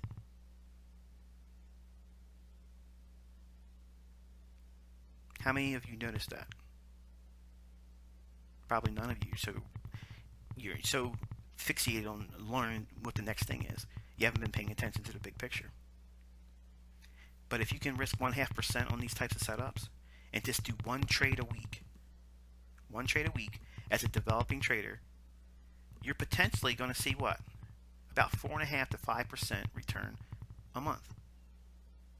Compound that. Did you show that last year in your results as a new trader? Probably not. I'm not saying stay at 1.5% risk setups. I'm not saying that. I'm saying as a beginning trader, even in a demo account, only risk 0.5% because I don't want you worrying about the money right now. That stuff's easy. The money is easy. You staying within the parameters that's set up for a system or methodology, that's the hard part. The submission. Screw you, Michael. I'm not listening to this anymore. I got things I got to do. I ain't got time to hear this. There you go. You didn't submit the time. Change the slide, Michael. You're not submitting. You're not submitting to me. You have to submit to the process. You will learn this over time. You have to spend time in it, looking for it, experiencing it, seeing it in your charts. Mark up your charts every single day. Look how many times this particular profile and template occurs in your trading platform. Look at your intraday charts. Pull up a 15-minute time frame and a 5-minute chart and map out every intraday on the pair that you trade. Pick one, because otherwise you're going to spend way too much time you need. Pick one trading pair, study it for the entire month of March, and break it down. And see how many times this particular template occurs. And notice the day of the week it occurs. You're going to shit yourself. because it's been there all this time. And you've been chasing harmonic patterns, bats, Gartleys, butterflies, crab patterns. I got better things to do than chase butterflies, get pinched by crabs, and I don't want bats in my belfry. Banks don't give a shit about these cartoon patterns, okay? There's a lot of randomness, okay, in those ideas, and unfortunately there's a lot of overlap with just pure coincidence, because that's really what it is. It's coincidence. If you want to be a gambler, you can bet on that kind of stuff. I want to know where the money's at, and that's where I teach. I teach where the money is. Where's the money going to be made? Where's the market going to get it? And where are they going to take it to unload it for a profit? It's all this is. They accumulate positions. They manipulate the market to get it there so they can accumulate those positions. And once it trades to a counter position level of liquidity, they distribute. That's it. It's very simple. It's a very, very simple process. But you're going to have to get there through time. Now let's go back to our analogy here. Average daily range is about 100 pips a day. We require 15 to 30 pips drop down after the midnight candle in New York opens. That opening price, it has to drop down below that. Once it does, and it's 2 o'clock to 4 o'clock in the morning, because it may require that much time for it to actually go below the opening price. It could start off trading up above the opening price. If it does, do not change gears. Only look below that opening price, 15 to 30 pips. It has to be 2 o'clock to 4 o'clock in the morning. It could have been above the opening price all the way up to what? 3 o'clock, 3:30 in the morning, New York time. And all of a sudden, it breaks lower. 30 pips. Right below that opening price that was formed at midnight, New York time. What do you think's happening there? That's the Judas swing. They're taking it lower to entice people to do what? Sell it. Or, because it rallied initially, folks have what? Their stop loss right below that initial low. Turtle soup, baby. It takes it lower, runs the stops. You know what you're going to be doing. You're buying below the opening. Screw everybody else. Who cares what ICT just said yesterday? Don't worry about what I'm doing or saying. You trade your own setup, and this is the one. I'm telling you, if I'm full of shit, this don't work. But I'm telling you, this one works like Swiss clockmaking. It's beautifully engineered. It's absolutely the grail that you're hunting for. I can say that because I've made millions of dollars with it. I can say it because it's clean, it's cut perfectly to rules. You can't whip it up and distort the information. It's so generic. You know when you're going to look for it. You know what days you're looking for it. You know what time you're going to do it. What the hell else are you looking for? Tell me when there's going to be a bullish divergence in stochastics. I don't know when it forms. I don't know when this bat formation is going to complete. You see the ridiculousness of it all? But we are sold this bullshit through misinformation, because if they keep you chasing red herrings, you won't learn what you're learning today. Think about it. Look at what you're looking at right here. This don't look like anything that you would, attribute to trading. It's too generic. It's too basic. It's too vague. If you think this is vague, you're an idiot. Because this is absolutely scientific. It's so principle oriented. It's perfect. And I left all kinds of room on the left side and the right side for you to have all these notations for your notebook. Because this template should be in there. This template should be on your wall. It should be your screensaver. It should be the wallpaper on your iPhone.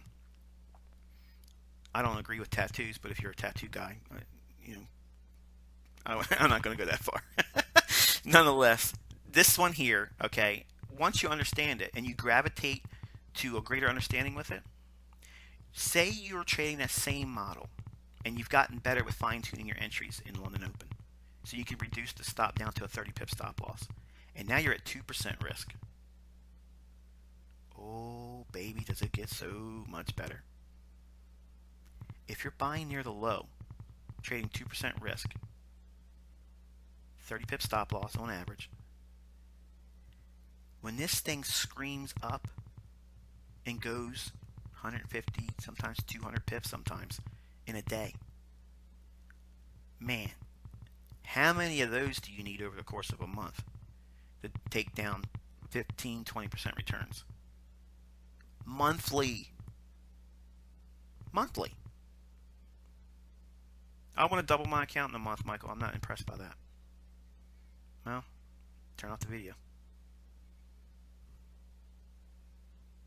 I average anywhere between 16 to 20% a month. Now, I know you're probably saying, well, you should be a fucking billionaire, Michael. I reset my balances every January because I don't like to keep money at risk in one place. And I take my money after quarterly disbursements and taxation. I take my money and I spread it out. I don't always keep all my money in speculative funds. I take it and I buy hard assets. I buy commercial real estate. I buy, well, I don't buy residential real estate anymore. It's become a headache. But I have in the past, I have 25 homes that I have a management company take care of for me. So when you are making money, don't keep all your money in the accounts. Okay, you start diversifying and spreading out that money, so that way anything can happen in the marketplace. We could see a global meltdown any day. And when that happens, if all of your money's in the trading account, it's probably not going to be coming back to you, and that's unfortunate. But that's some of the risks that we take as speculators. But if you can take this pattern here, this template, and understand it, if you have the ability to trade longer term outside of day trading, man, does your world get bigger. Assume for a moment that the dollar is bearish. Same criteria, we haven't changed anything. Say it's Tuesday, and we have all those similar things we've discussed. At midnight candle, at opening price, in New York time, draw that price level all the way across the entire trading day. You're only worried about being below that level. Once it goes down below that level between 2 o'clock and 4 o'clock in the morning, you're buying. It has to go down 15 to 30 pips to do it. Now what happens if the entire London session stays above the opening price at midnight? You go to the New York session and you look for it to drop down 15 to 30 pips below the opening price that hasn't been breached yet. And once it trades into 7 o'clock in the morning, once that happens in New York time, and it does that phenomenon, 15 to 30 pips below that opening price, then you're going to buy it there too. And you wait. 10 o'clock in the morning, New York time, to noon. You hold on to it. If the setup is poised to move for a long period of time, say, a week or so, and it's Tuesday or Wednesday, and you do this, take something off between 10 o'clock and noon. Take some measurable amount of the position off and leave it go. Let it trade. And you want to hold on to it to a minimum of Thursday's New York, 7 o'clock in the morning. If you do that, you'll have traded the basic framework I use for my one-shot, one-kill setups, where I'm trading the weekly range. Now, at Thursday, 7 o'clock in the morning, I'm usually taking something off there too, and then I may have a very small little portion of the trade left to see if there's any more juice in it going into Friday. But generally what you'll see is London close on Thursday or London open on Friday, caps the week, makes the high of the week, and then it'll trade off into Friday's close. And that would be basically seen with the same template here. The opening would be Sunday here. The low would be formed on Tuesday, and it trades up, makes the high usually on Thursday's London close or Friday's London open, and then finds the close of the week off the high. And that's one shot, one kill using the same template, because these templates are fractal. They can be applied to all time frames. Do you hear that? That's people's minds exploding right now, because now suddenly all this stuff's starting to make sense. All different playing field of opportunities now just became available. And I know a lot of you, it went right over your head. But trust me, it's in video format. You'll know. You'll go back to this video, and you'll hear this part again, and you'll be like, there it is. There it was. Yep. And it's always been there. It's always been there. It's easy for you to see this setup coming. It's easy for you to trade it once you understand why you have to wait. Why are you waiting till 10 o'clock to noon? Why do you have to do that? Because that's how the banks drag price along, and they allow the daily range to unfold up to that time window. Okay? And generally what you'll see is the high usually forms between 10 o'clock in the morning and 11 o'clock in the morning New York time. Generally. It's about 70% of the time that's where the actual high forms. So that means you need to be, if you're going to be getting out, I always predominantly like to look for between 10 o'clock in the morning and 11 o'clock in the morning New York time. If I'm in a profitable trade from London Open or even New York Open, if I'm in profit, I am definitely paying myself between 10 o'clock and 11 o'clock in the morning. I know I'm getting something out of that trade. Now, depending upon what I have for the longer term basis, if I think there's more range on the weekly side to expand on the upside, I'll hold about 50 to 30% of the trade on and collapse the rest of it and be paid. What's wrong with that? Forget the fact that I've made a lot of money. What's wrong with that idea? Pick that one apart, because you won't have any way to justify why it's not a good thing. It's actually a very good thing. How else can you capitalize on that weekly range and still get paid? If it goes against you and you let it go all the way back to where you got in at, that's demoralizing. Absolutely demoralizing. You're in this to get paid, and it's not a exchange for time type thing like your job. If you've invested time and you've managed a position that's it's been paying you, know where you want to be paid at. You know when it's payday at your job, right? Maybe it's Thursday or maybe it's Friday. Okay, but you know that's the day. It ain't changing. They're not moving musical chairs. This is today's pay week, and next week we're going to probably pay on a different day. You ain't going to stay in that job long if it's like that. Just like in your trading, you have made a decision to be exposed to the marketplace. It's offering you pay. Take something out. You have to do that. And here's the thing. When you do that, it's a lot easier to hold on to this, because you've got something out. You've taken some skin. You've taken a pound of flesh out. You've eaten a little bit for the day. It satisfies that insatiable it satisfies that that desire that's in all of us. Okay, it's an insatiable desire to be right, and that's what that answers. It suppresses the desire to do something, because you're going to be like a deer in headlights. You're in profit. It's running, and holy shit, do I get out? Where do I trade my stop loss? Think about it. You're a new trader. You're in a profitable position. That's worse than losing money. Think about it. It's worse than losing money when you're a new trader and it's making money quickly and exploding in your favor. You don't know what to do. You're second guessing. Should I get out? Should I trade my stop loss? What should I do? Now contrast that with you're in a drawdown, you're in a losing trade. You know exactly what you're doing. You're holding it. You're not deviating. You're holding it. Think about that. You need to flip that script. Okay? When you're in drawdown, you're losing money, it's deviated outside the boundary I just explained here. Get the hell out. Get out. Collapse the trade. But when you're in the rules that I've just outlined, you do what losing traders do. You wait. See, a losing trader, they're convinced, absolutely, the trade's going to turn around. They're going to be right. You have to apply that mindset to this rule-based idea right here and submit to time, because losers submit to time all the time. They are good submission artists to time because they're convinced come hell or high water, the market's going to turn around and their losing trade is going to be a winner. That's what I've been trying to show you. That paradigm shift, that has to take place between your ears. It's happened with me years ago, but I can't take that and put it into a teaching where it just automatically downloads into your brain and you start doing it too. You have to make a decision that that's how you want to do things. And it's going to be hard initially. It's going to be uncomfortable. But you have to submit to it.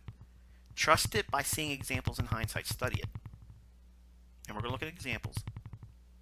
But until you see it over a period of time, you're not going to get it. Because you can't build an idea on a very short sample size. I can prove a context and a scenario with a very small sample size. I can do that. But it doesn't change the fact that it has to be accepted internally by you. Otherwise, your brain's going to resist it because you have subscribed to the idea that the way you make money is found in books.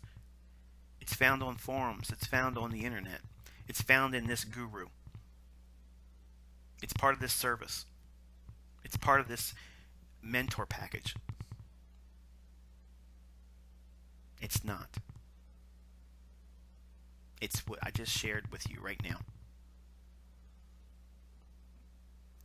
We've covered every facet of trading on this one template right here.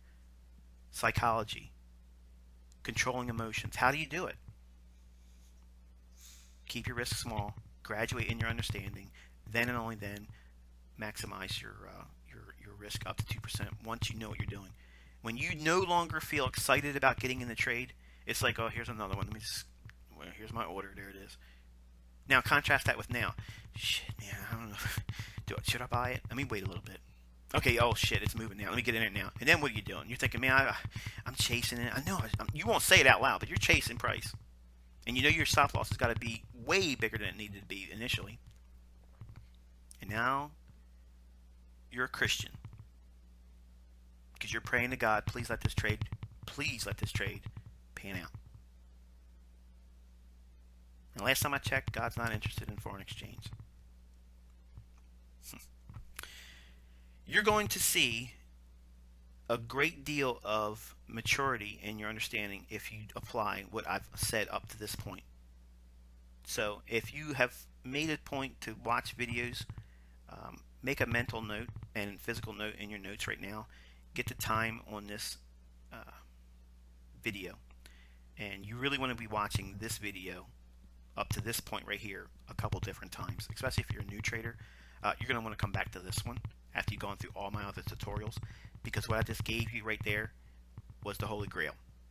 And I mean that with every fiber of my being. I gave you everything you're ever going to want to know as a trader. I swear that to God Almighty. I know that with every facet of my being. I'm telling you, that's exactly what you've been looking for. And how to use it to grow into a greater understanding. And it is the key to you finding consistent, high probability, explosive trades. Big, huge trades. And how to look for them and see them and anticipate them and trade them and manage them effectively every single trading week. It's not a 50 trade per month setup. That's why it's good. It's not an everyday trading setup. That's why it's the best.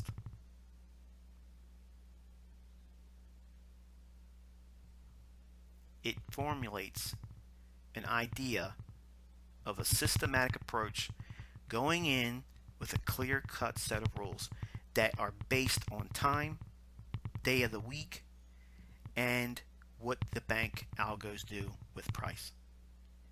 This is the only way you're going to get in sync with the banks. The only way. And you will prove it to yourself. You won't be convinced by me talking about it. I could talk for 3-4 more hours just on this one template, and it won't convince you any more than until you go into your charts and see it. See it. Study it. Write notes on examples of daily examples of it happening, and keep a record of how many times per week it occurs and what days it occurs, how it unfolds, how many pips it was offering you. When you see that, believe me, you will be excited. You will be so passionate about following this idea that you won't chase anything else. You will be a convert, not to me, not to the Guru ICT. Okay, I don't want people worshiping me. I don't want that. I want you to do this stuff and be profitable and take it and bless somebody else with it. That doesn't mean take it and sell or repackage it or put it on your stuff and teach it. I want myself to be the only source of that. But I know some of you are going to take it and run with it and teach it and relabel everything. It's going to happen. But stop. If you feel that need, if you know you're here for that reason, stop just for a minute. Why would you want to do that when if you just traded it, you would do so much better? I'm telling you, I could open up a subscriber base business and you still all collectively wouldn't pay me more than I earn a month. I mean that. So don't do anything except for learn it, apply it, make money with it, and then find other people that are not doing well and just do something for them nice. And then tell me what you did. That's all I'm asking for. I do it all the time. That's the exchange for why I do it. I want a testimony from everyone, what they've done with it. I don't want to see pictures. I bought this car. That's not what I'm asking for. I'm asking for what you did for somebody else, that they didn't expect you doing it for them. Okay? So I have to tuck that in there. I like to do it every time I get really passionate. I'm really, really passionate right now, and you can probably hear it in the tone of my voice. I know a large degree of you right now are feeling relieved because you see something here being taught to you, and the only thing you had to do is pull your ass up in front of the computer and listen. Isn't that nice? Isn't it a beautiful thing to sit down and then listen to someone tell you, hey, number one, you can do this. There's a way out of what you've been doing to yourself that's been hurting you. There's a way to define how you're going to trade. Every single time you're going to take a trade, this is how you're going to do it. You're not going to Mickey Mouse around. You're not going to twist it up. You're not going to deviate. You're not going to tweak it. You're not going to ask for somebody else's opinion. You're not going to look for encouragement from someone else that does the same kind of ICT stuff. You are your own island. There's a saying that no man's his own island. You are, in trading, you are. You have to be. You absolutely have to be. You're the CEO of your corporation. And this corporation that you're trading either sinks or swims based on your understanding. And if the CEO of any company is out of his gourd or her gourd and doesn't know what he's going to be doing or have a clear-cut rule and business plan, that company's going down. So I've given you all these building blocks here, okay, to be a day trader and a short-term trader. There's no reason why you can't be profitable now. And we've only talked about one particular setup. When's it occur? How does it occur? How to trade it? How to profit from it? How to manage it? I gave it all to you right here. And I could stop right now. We're not going to, but I could stop right now. And I'm telling you, what I've just given you so far right now is better than anything else out there. Why do I know that? Because I've spent over $250,000 buying other people's shit. And it's all horseshit.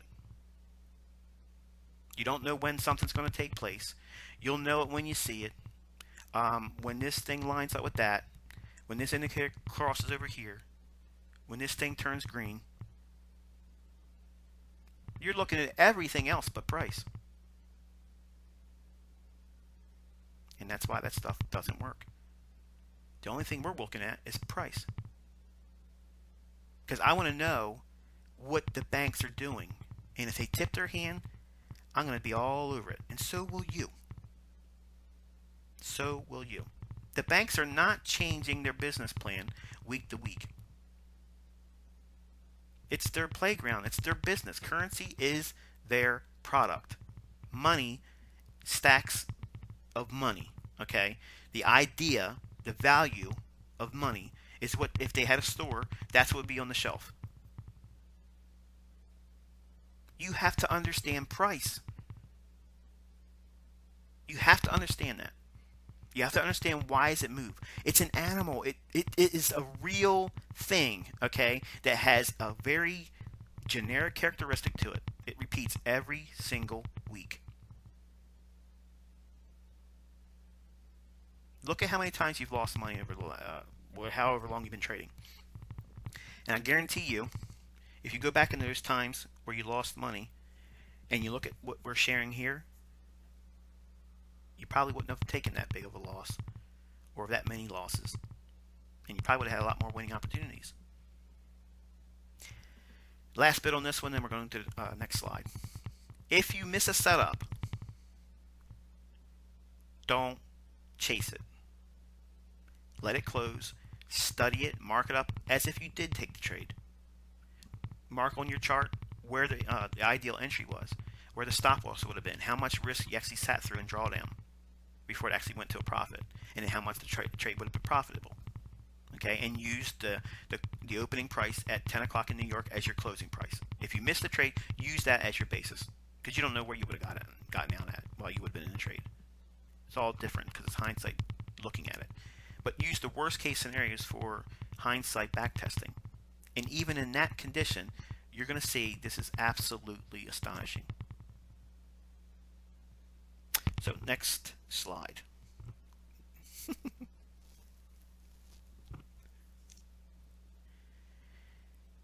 Alright, the next one we're going to look at, let me double check, make sure we got audio because we had issues last night. Okay, we're still treading along. I'm going to ask for one more audio check just to confirm before we go into any more.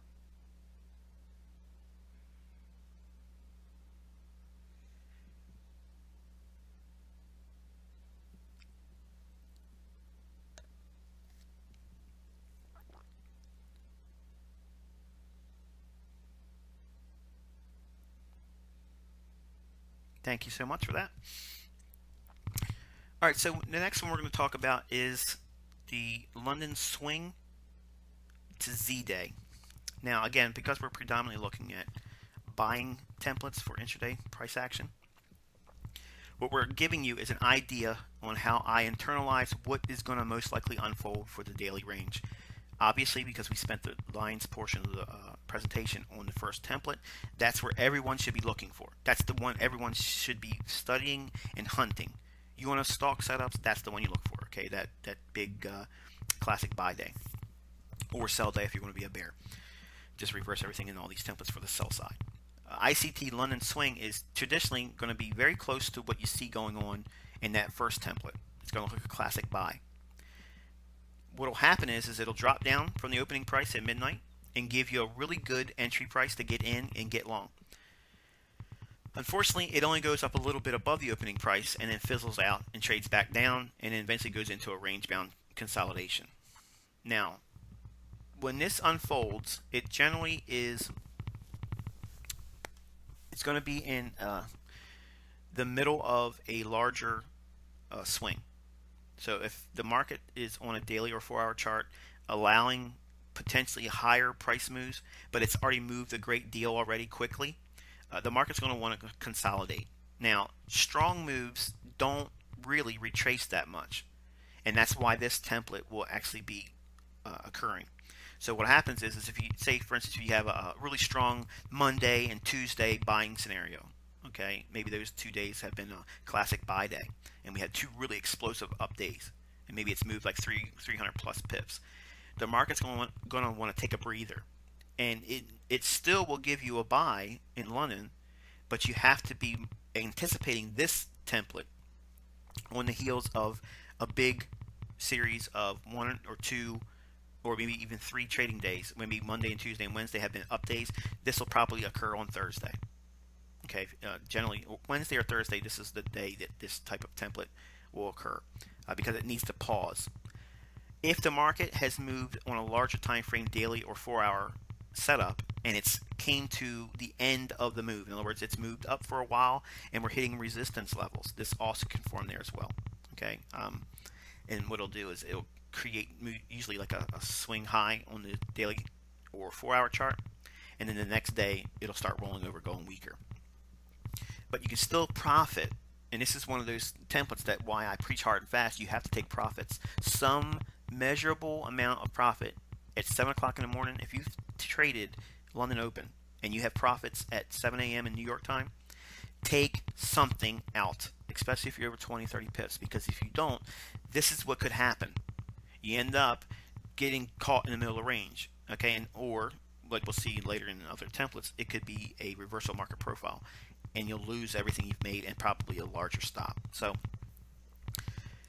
again, the criteria is still bullish. The dollar's going to be bearish. Foreign currency is going to be bullish.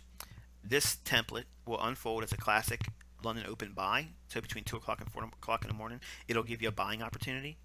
But once it trades above the midnight opening in New York, okay, it usually will go a small deviation of time and price above the opening price. Now, for those that are familiar with retail stuff, this is generally when you'll see the R1 or the mid-level between R1 and R2 on pivots.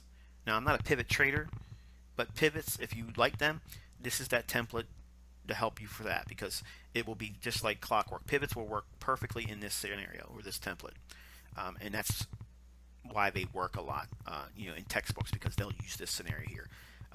Big explosive days, pivots sometimes don't give you any lineup at all.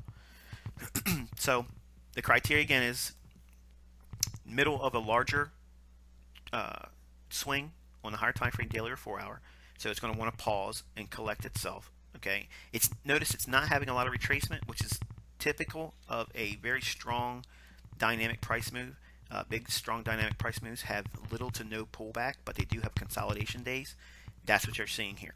Okay, so the moral of the story is, by paying yourself in New York, if you've been profitable from a London Open trade, pay yourself in New York will keep you out of being beaten up or driving yourself crazy with this. Once you understand currency correlation also, we could see this scenario like this. Say it's weaker dollar, like the context of all the buy templates would be. Weaker dollar, strong buy opportunity happens in, we're going to say the euro here for another example. London Open trades down 15 to 30 pips below the opening price at midnight in New York. You buy it, it explodes up and trades above the opening price. So maybe you got 30, 40 pips in the trade. Collapse some of the position, pay yourself, put a break-even stop on. If you don't do that, okay, if you don't do that and you start seeing price start to meander going sideways like this, what does that teach you? Don't look for a continuation or a New York setup in the middle of a larger range trade if we're on the heels of 2 or 3 big days up. The market's going to most likely consolidate and go sideways. You've seen me many times in live sessions, and you've seen it on Twitter where I'm saying, okay, look, it's going to go back to equilibrium. And that's what it's going to do. It's going to create a day of equilibrium, which is nice, because eventually, if it's going to be a stronger move, you'll have an initial move the next day or the following day after that. And once it comes back to equilibrium, boom, you got dynamite right there. It's going to explode up, and then the larger price swing will unfold. But you have to learn to pull the plug intraday. If you see this unfolding, in other words, if we make a London low and we trade up, you take some profits, and then we get back below the opening price around midnight, do not chase. Don't chase a New York buy in that criteria if we have 2 or 3 up days that just passed, because it's highly unlikely that we're going to see an expansion on the upside beyond what we already priced in. Okay, it's going to go into consolidation. It's going to create a very narrow day, which is nice, because small ranges on a daily chart create what? The opportunity for big ranges to come. So you get paid essentially, nonetheless. You're getting something out of the marketplace, and then once you see it, just collapse the rest of your trade and just go back in the next day looking for the same scenario. if it doesn't create a scenario that lines up with a London buy the following day after this formation, chances are we're probably going to see a retracement, and you could be an intraday short seller and use the flip side of all these templates looking for shorts. So we're going to move on to the next template. So again, that was the London swing where it gives you a buying opportunity, and it moves into 7 o'clock in the morning New York time. You want to take your profits there because this is what can actually occur, and then it starts going sideways, and it'll just drive you nuts the rest of the day.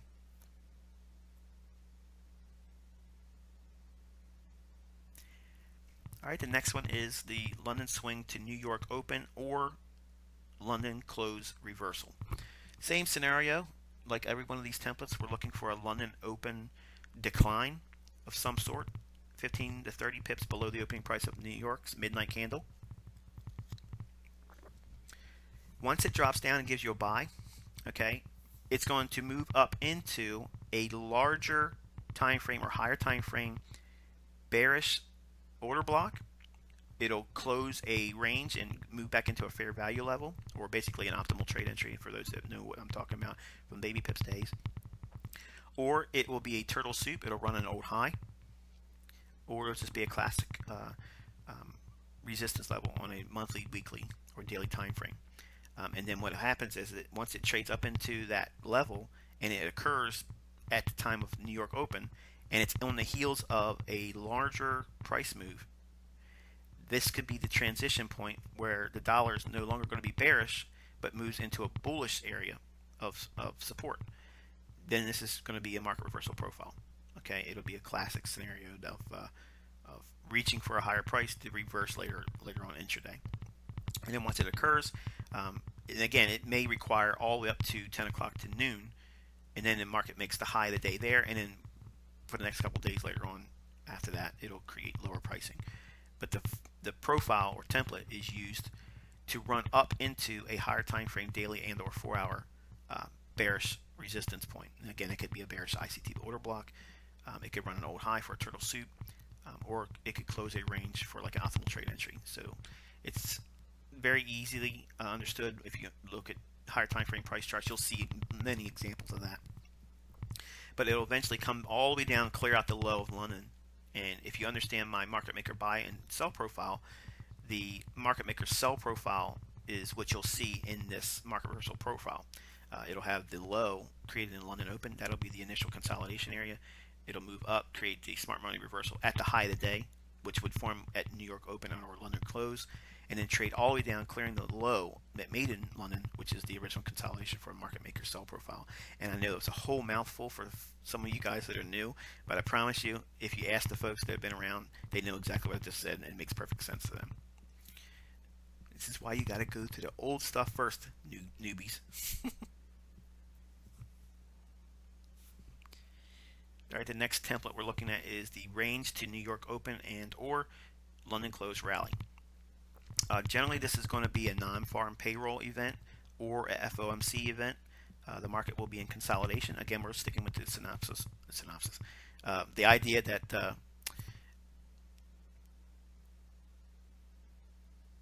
dollar index is trading bearishly, so we're bullish on foreign currencies. This is going to be classic scenario for non-farm payroll, and I was saying this last night, but I can't remember.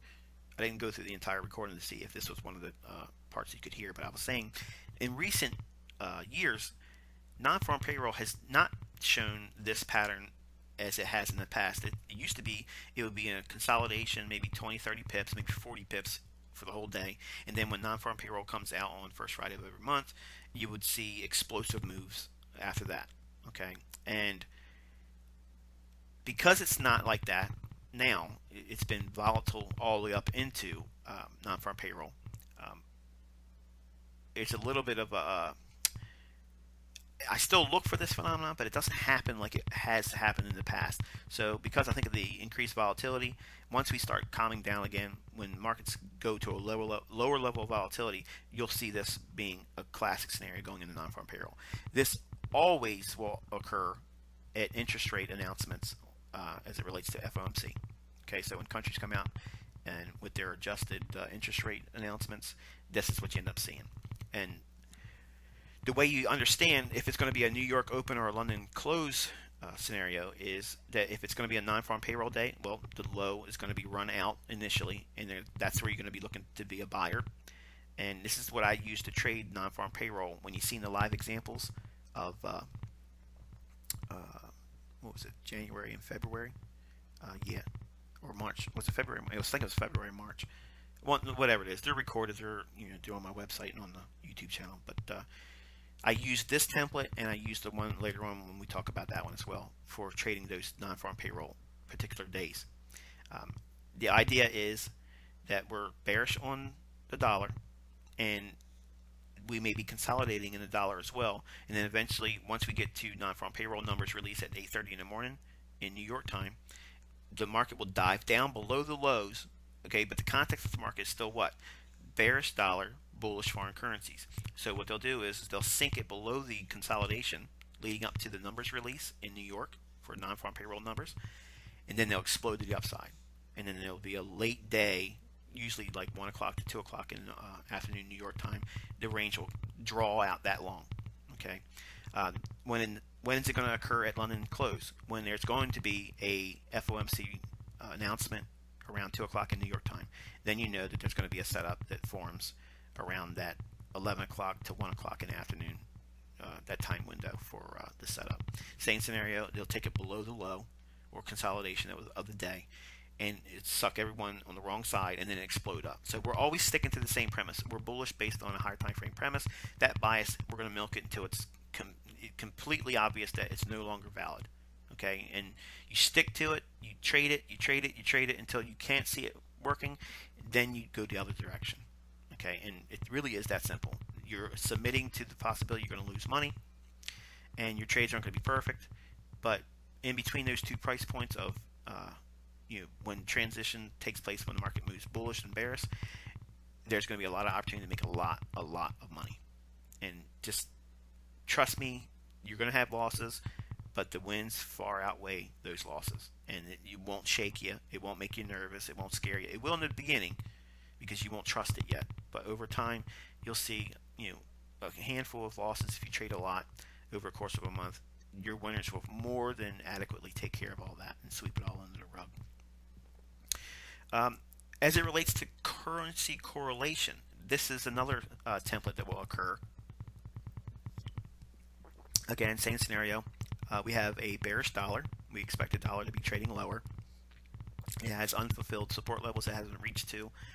It has a range to trade down into on the dollar, so therefore there's expected movement to see expansion on the downside for dollar. It opens the gate for upside objectives to move higher on daily ranges on foreign currency. Again, we're using the scenario that we're assuming that we're trading the Euro USD. And say, for instance, that we have seen recently the down move in the dollar, and maybe the cable had been rallying, but the euro had been in consolidation. Once the dollar, shows its hand and wants to go lower, you got to start looking for buys in foreign currency. But if there's a currency that's consolidating and not following suit with higher pricing, look at the crosses that it's related to. Because I'm a fiber and cable trader, which is Euro USD and British Pound USD, if I see one of those pairs being consolidated and they're holding those particular currencies in a tight consolidation, but the other one's closely correlated to it, like the British Pound USD is, if pound is rallying aggressively in concert with the lower dollar, but euro is not, if I've missed a move in cable, I do not care, because I'm going to look at that profile that's staring you right in your face right now. This template is what I'm going to look for in fiber, because once euro pound meets its support level, because that's what's going to happen to cause cable to rally and euro not move. So what's going to be happening in the euro pound? Euro pound is going to be dropping. So once it hits a level of support, cable will move to consolidation and wait. Euro will be permitted to rally. And then you'll see this template unfold. You have to look at the time of day when it's occurring. You have to be looking at your crosses. Euro pound, if you're going to be a fiber or cable trader, you have to understand that particular currency pair. If you do not understand that currency pair, I promise you, you will get smashed. You're going to miss all kinds of wonderful opportunities, but you're going to get crushed and you'll be like, I don't understand this. This doesn't make any sense. It won't, because you don't understand how they're manipulating the entire currency board. It's manipulated with the crosses, okay, through the use of the majors. If they manipulate euro dollar and hold it in consolidation, they're doing it because they're moving the crosses. It's simple as that. It's very simple. If you're seeing euro being in consolidation and dollars dropping, cables rallying, and euros in consolidation, big setups are happening in euro yen. Euro yen is going to be rallying because euro is going to be consolidation.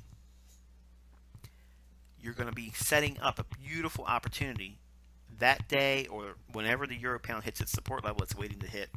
Once it does that, all focus needs to stop off of cable because it's already shot its wad. It's done. It's going to be waiting up there for for euro to close that gap so they can rebalance because they're correlated pairs.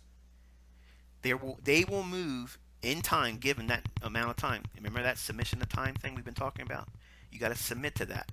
Cable may be leading the pack now, but like it says in the Bible, the first one now shall be later last. Fiber will get back up there with it if you give it time. Look what's recently happened. I called a long, drawn-out consolidation last fall in euro. I told everyone where it was going to go multiple times. It's in recorded format. It's all there before it ever happened. And it's all based on these understandings. I'm not changing things around, and you won't need to either. Once you understand it, you agree with the ideas, you subscribe to them, and you stick to them. Come hell or high water, these are the principles you're going to stick to. And once you do that, you'll always find a way to get in sync with the banks. You won't every day be in sync with the banks, but you always find a groove eventually over the course of a week. Plenty of opportunities for you to bank some pips. There's many ways to skin a cat.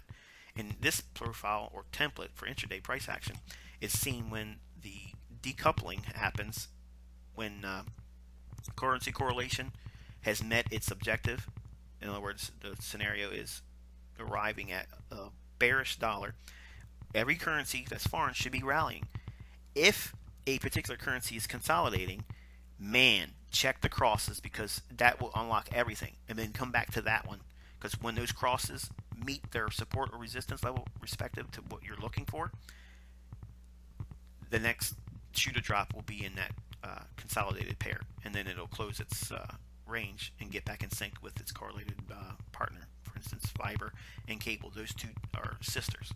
One might be stronger than the other on a short term, but they'll always get back in sync with one another. They always do, and that's how you use currency correlation.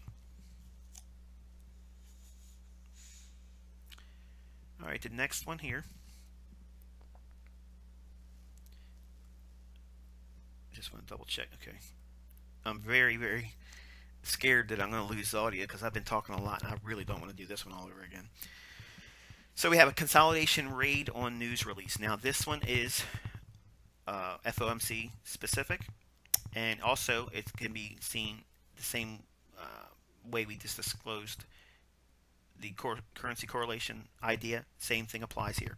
Okay, the FOMC I think is the large one. This scenario usually unfolds around interest rate announcements. It can be non-farm payroll, but usually it's not that one. It's the FOMC interest rate stuff that usually happens around 2 o'clock in the afternoon in New York time. If the market's consolidating and all things being equal, say euro and cable are in sync, they're moving in concert with what you see going on in the dollar, so there is no break in correlation. Everything's tight, but they are consolidating. If the premise is still there that the dollar is going to go lower, they'll drop it down initially right ahead of FOMC or as the numbers release. What I do is if I haven't already positioned myself, or I'm in a position I'm just managing something ahead of the release, I will wait for that initial drop down after FOMC is released. And once it happens, or maybe it's non-farm payroll, because you can use that same thing there too. If you look at what I did in February's non-farm payroll, that's how I traded that day. I used this premise here, the consolidation and a raid on news. you can see it in the chart. You can see the recording. We're actually, everything I did is based on this phenomenon here. They're held it in consolidation, waiting ahead of the numbers. The initial move is usually the wrong one. Okay, it drops down. I'll buy that, assuming everything's equal with looking for weaker prices on dollar. And this is the one I like to see when there's correlated pair SMT. That means, for instance, if I see a weakness in the dollar and cable and fiber are in consolidation and they're in concert with one another, all the way through London, all the way through New York, okay, or going into New York. And then we have a release of non-farm payroll, or we have a release later on in the afternoon with FOMC. I will wait and anticipate a move down below the consolidation. Okay, it doesn't have to be this graduated below the consolidation. It could be just a little bit below it. But once it trades below it, I'm in there buying it. And it's not going to feel right, especially if it's an interest rate announcement. But once it does that, I'm in there and I'm waiting for immediate feedback. If I don't see a rejection like inside of 5 minutes, that's usually the timeline I'm giving it. If I don't see it give me a favorable feedback within 5 minutes of running below the lows, I'll just cut bait right there because I'm probably going to be wrong. But generally, you'll see that it's not much time. Once it clears out a low and goes back into an order block, correlated pairs with the pair you're watching this and seeing this happen in, for instance, cable may not make a lower low. When Euro does this very thing you're seeing here on this template, I would move to go over to the cable and I would buy cable, especially if there's unfulfilled range above the current market action. If it has filled recent market action above the marketplace and I see that divergence, then I will not use cable as the strong buy because it's already fulfilled the majority of its range. The unfulfilled range on the fiber, which is what we're saying this example here would be or represent, even though it made a lower low, I would contribute that to running the stops below the marketplace, and then because they did that, they paired up orders below the marketplace, they engineered sellers in the marketplace. Why are they going to want to do that? I've taught this since 2010. They're taking money out to take those positions over. Why would they want to come down there aggressively? Because they want those positions. They want to take those positions as buys. They're not going to take the price down there quickly. Okay, with all things being said, in this analogy here, weakness in the dollar, cable was unwilling to go lower, but it's recently moved high. So it's already made a sizable move up. And cable, because it's already priced in a large move, fiber may have unfulfilled range or price objectives above current price action ahead of the announcement. So when this news release comes out, they sync it initially. Gets everybody wigged out. They don't know what they're doing. They think it's going to break lower. So they start selling short. Sell, sell, sell, sell, sell. All that engineered liquidity poses beautiful opportunity for liquidity to be there when large entities go in looking to be a buyer below the lows.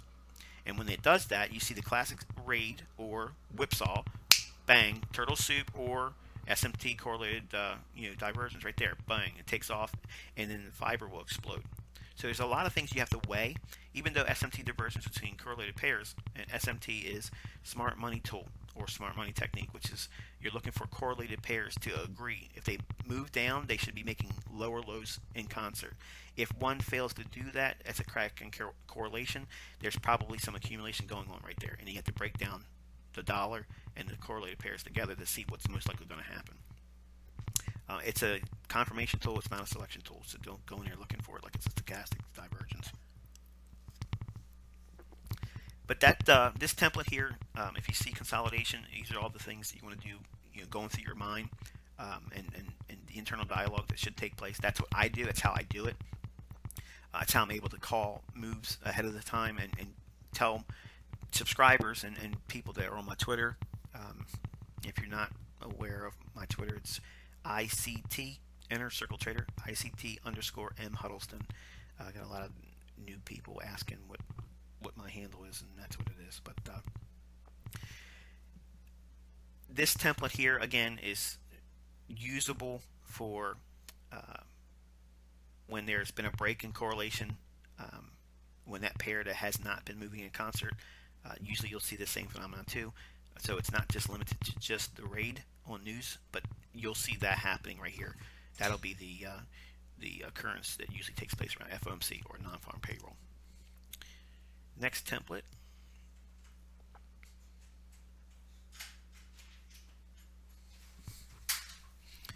Okay, we're looking at the London swing to seek and destroy. Now this is the one template that you're going to have that will unfortunately not make you money. Okay, this is the one that's like the wild card. It's going to be in here to upset you. You're going to see many times it'll give you an opportunity. It gives you the London Open buy. If you're bullish, everything looks like it's going to give you the classic scenario, but it doesn't come to fruition. Okay, it'll go just a little bit above the opening price from London Open if you're getting in there on a buy, because assuming everything's equal here, we're looking for weakness in the dollar. And all of a sudden, you're going to see a drop down after midnight in New York, 15 to 30 pips. You'll end up going in there as a buy, and you'll buy it. But it only goes a little bit above the opening price. No meaningful amount above the opening price. There's no way for me to determine this, because this is the one you're going to lose money on. What will happen is you'll expect it to expand into 7 o'clock in the morning. It won't. It'll come back down, clear the low, and that's where your stop's going to be. And then where does it go? It runs back above the high that was formed prior to you getting stopped out. And then what will happen is you're thinking, okay, well, it was going to just do that. Now it's going to continue to run. And then you'll go into New York, try to buy it there as a continuation. And you're buying the high of the day. And then it trades all the way down, clears out the low that was made at the initial stop out of London low. So now it's made even lower low. And now you're thinking, okay, it's going to break down, or that was the run on stops. So either way you're going to look at this thing, you're going to be wrong. Then it rallies up, goes back in the middle of consolidation. You're thinking, okay, they cleared up the stops one more time. It's probably going to go for the high now. And it won't. It'll retrace deeper, but won't run out the low that's created after taking the stops twice on London. Then it goes in consolidation, and you think the high's priced in. It's not. It comes up and blows out the high, and then it goes into consolidation. It clears the board. It takes all the participants out of the marketplace that are in nearby stop locations. It just kills them, and that's why it's dubbed Seek and Destroy. Seek and Destroy is not my name. It was titled by my mentor George Angel. I used this with S&P profiling.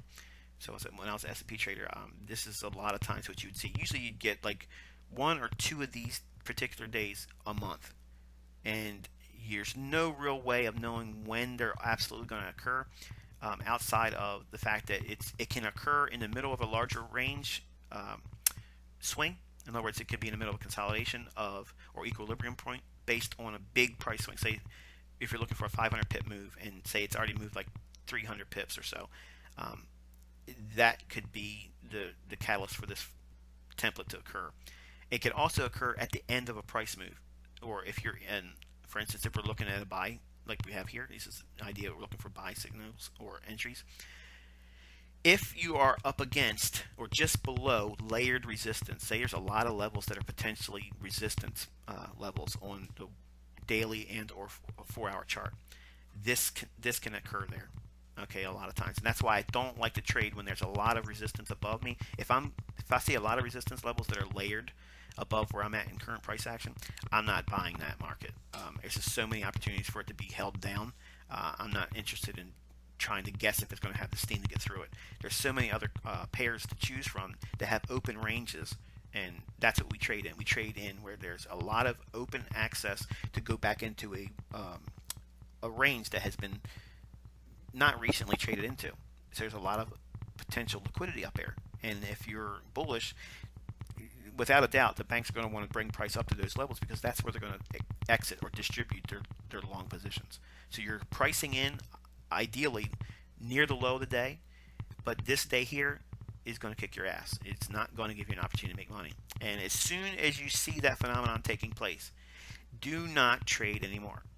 And I said last night, but I'm not sure if it made it into the recording. But that's the reason why I limit my trades to two a day. Generally, if I make money in London, I'm either managing the position through New York, or if it's so just beautifully set up, I'll do half the risk I had placed on London. I'll use that for New York. But generally, if I lose money in London, I'll go into New York. If I lose one more time in New York, I'm done. because I've learned that this template here is the one that's probably getting ready to knock the shit out of me, and I don't want to risk any more money. I'll usually go to a demo account just to satisfy the desire to want to be right about something, but I'm not putting any more money at risk. So again, this same template can occur in the middle of equilibrium on a larger time frame chart like daily and 4-hour, and that means it goes back to a middle of consolidation. Or if you're in the middle of a larger price swing, you could be in a position that's net profitable, but if you're day trading and doing some additional buying and you see this price action in here, that's what's happening. It's in the middle of a big battle between the bulls and the bears. Okay, and because that's occurring, the dealers will be sweeping price above and below and above and below. And now they have deep pockets; they can weather all this stuff out. You as a trader, because you need to be nimble, you're risking very little, hopefully, to try to get a maximum amount of gain. Your stop loss is going to be in a very close range from where current price action is, generally, as a day trader. And they know that. So by whipping price up and down like that, it will draw liquidity in or neutralize the open float. The amount of orders that are actually in the marketplace that are controlled with stops, and or they will neutralize pending orders that would bring sellers in or buyers in based on where they are in relationship to the current price. Okay, and trust me, that's all in Precision Trading Concepts and Sniper course on the tutorial page. And I do believe that is it for that. We're going to go over to some live charts, but let me double check on the audio because we've been doing some transitions here. I'm still showing audio coming through on my end, so we're going to keep it going. And we're going to look at cable, and I'm playing around with an idea that was shared with me. Kate and 2 other people were showing some things to me on how they can plot the central bank dealers range and the flout. So once I get a handle on what they're sharing with me, I will share it with you. But looking at what we got here, we have, this is the cable. Let me take these delineations off. Alright, so what I have here is every day. Let me put the status on.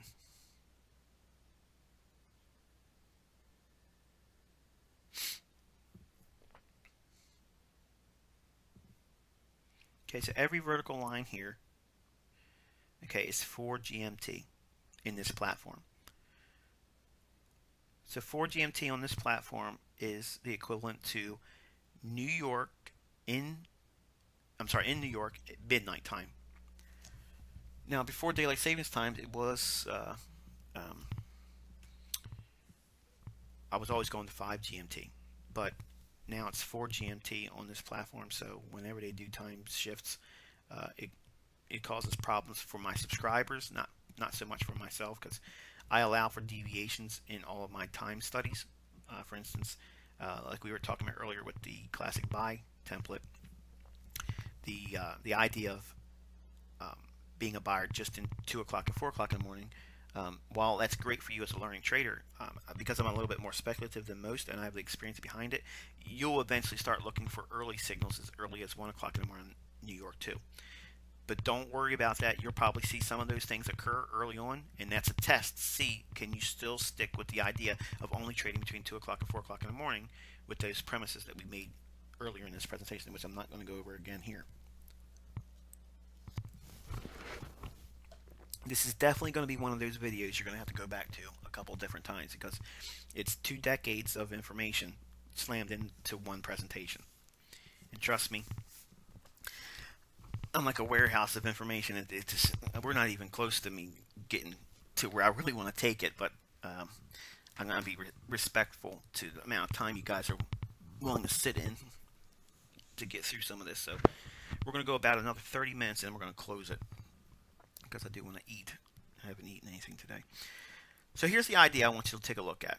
And some of you guys that have been around me for a while know this idea. It's not a new principle. It's what we do here.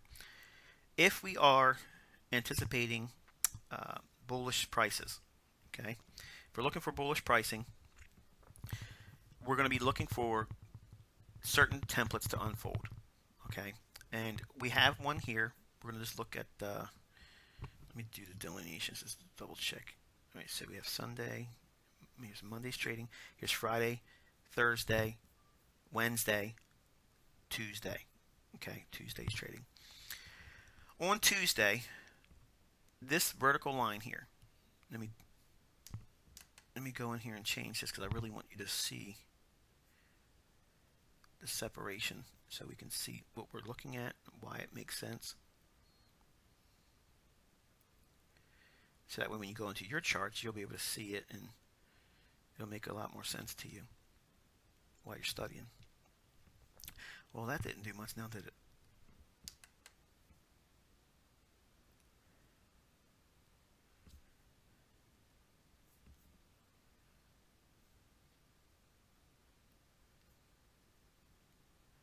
Four.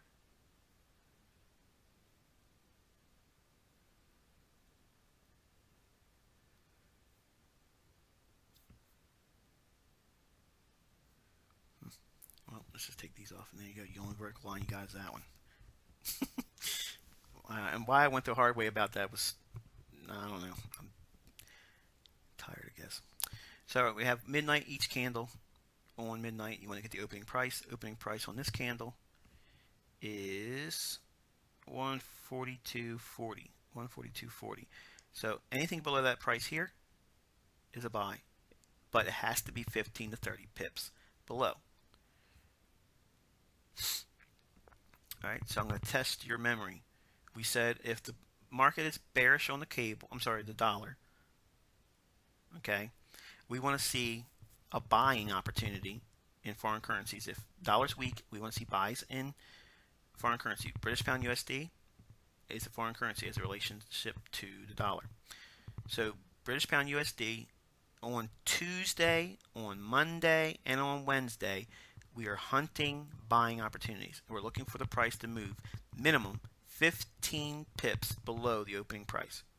Okay, it has to move 15 pips below the opening price.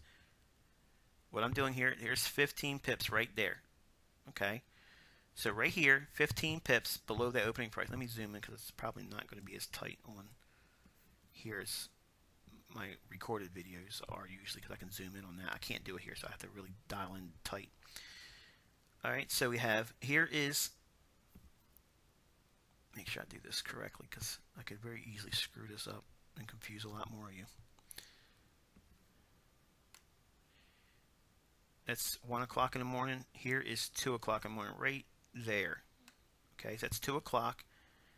And I'm going to add one more.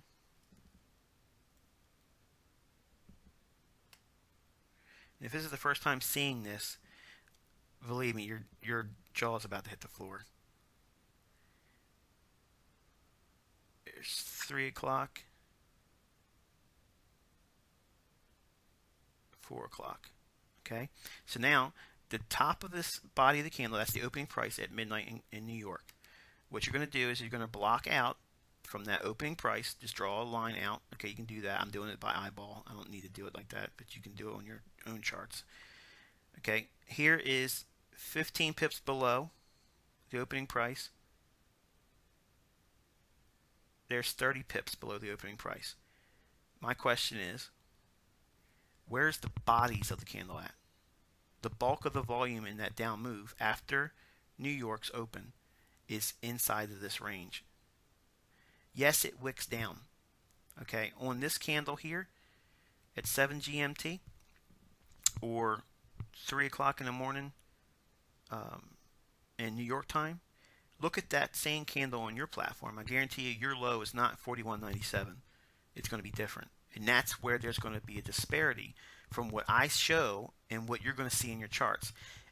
Allow that. You have to permit that area to be inerrant. There's going to be inerrant price action across all the platforms that we trade in. None of us have the exact highs and lows and opening prices. It's not going to be the same. You have to trade in your platform. With these ideas, trust me, it'll get you where you're looking. I'm sorry, it's going to put you in where you're looking to get in at, okay, and help you frame this idea of where you're trying to buy and sell. Now again, this is Tuesday. From this point on here, this is all Tuesday's trading. The platform, I'm sorry, the template we're using to trade for in this idea is we're looking for what to unfold? Weakness in the dollar. It's Tuesday, and because Tuesday has a high likelihood of creating an up day or a large range day, we're going to be looking for 15 to 30 pips below the opening price at midnight. Okay, and once we do that, we're going to buy it right there between these two time windows of 2 o'clock and 4 o'clock in the morning New York time. That's what this is delineating. So inside this box, we have delineated at which we want to be a buyer below. Okay, so in other words, this is what we're saying. The opening price on this candle right there, it has to be below this price. As price is trading down, we're not buying it here. Even though it did this move here, we're not buying it. We're not buying it. Right here, okay, it's going up. But we now started the London Open kill zone for ICT Concepts. In there, right at that candle, if I can get this friggin' thing to highlight for me.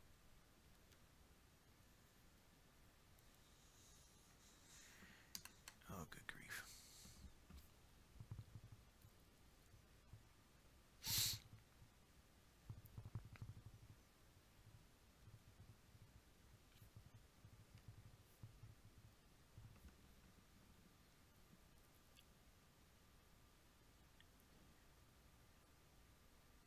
Okay, here's 15 pips right there.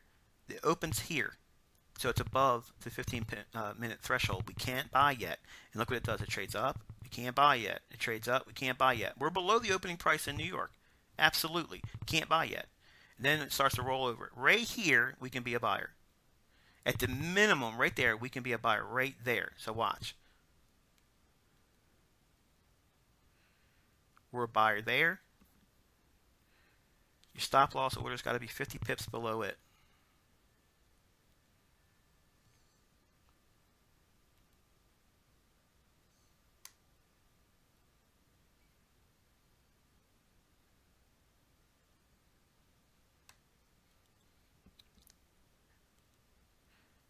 There's your stop at the bottom of this range here, or this box, okay, and your entry is here.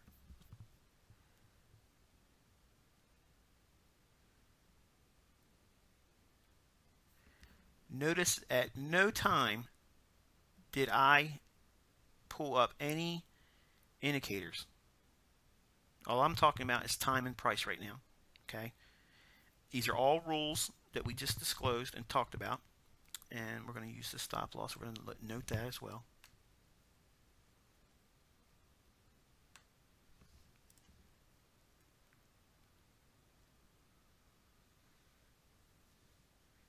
Okay. So adding to the spread 5 pips, we're going to say we averaged in at 142.30, and our stop has to be at 141.80. What's that, 80 or 75, whatever it is. This is the range at which our initial risk is. Okay, and we're going to say that we have bought one standard lot, whatever that is in terms of money to yield. It doesn't make a difference. We're just using it as a means of defining the risk. And we're going to look at the daily range, how it unfolds. This is what our initial risk is.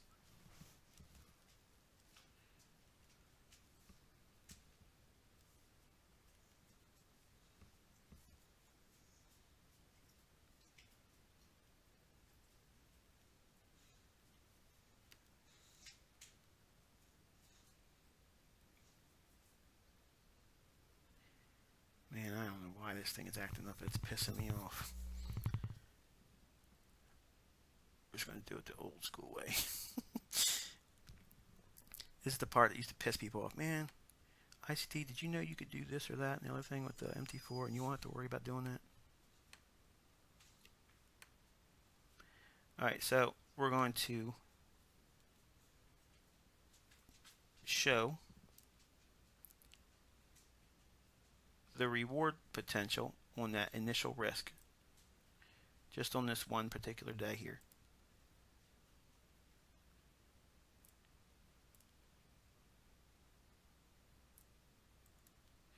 Now what I'm doing is I'm expanding just to show that same measure of risk being applied in potential reward.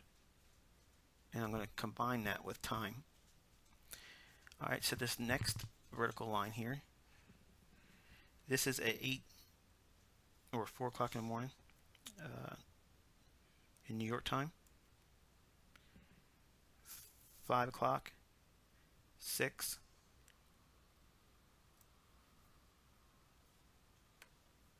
7, 8, 9, 10.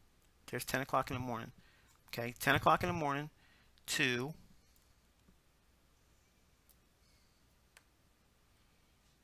11,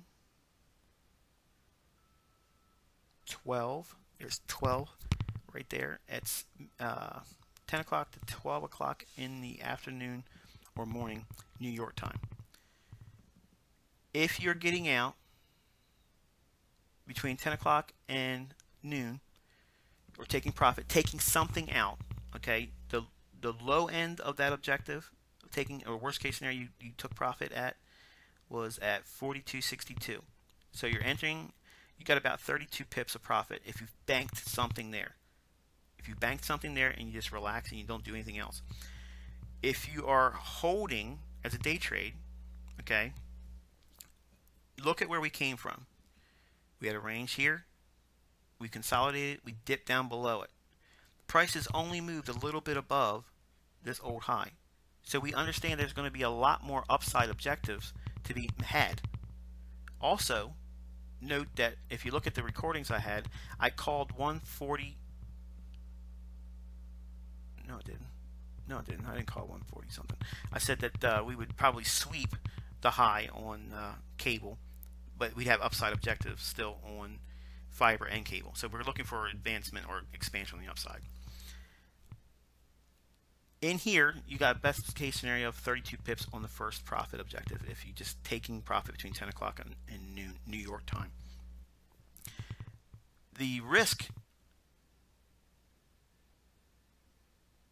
you know what? I really messed this one up. I was copying the range, but it wasn't completely on there. So these aren't enough deviations. Let's go back and fix that.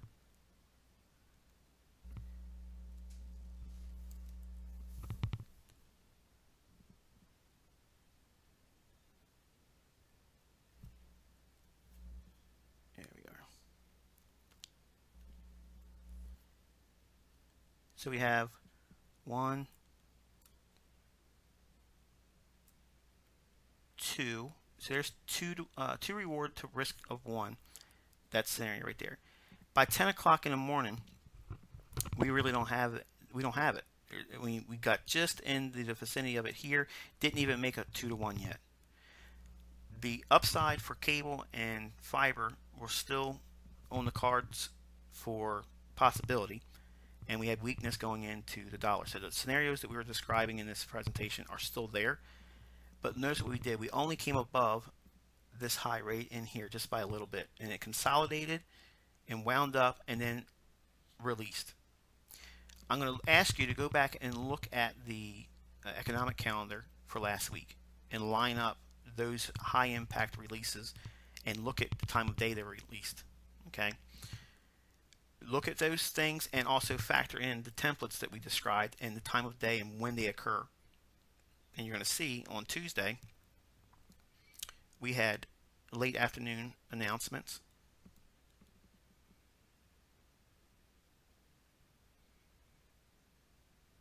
Okay, right here. There's noon. And then we had expansion here. And on the day, here's 1 and here's 2 o'clock. You want to be out by 2 o'clock. Again, these are all notes that I just gave you at the beginning and middle of this presentation. So we have,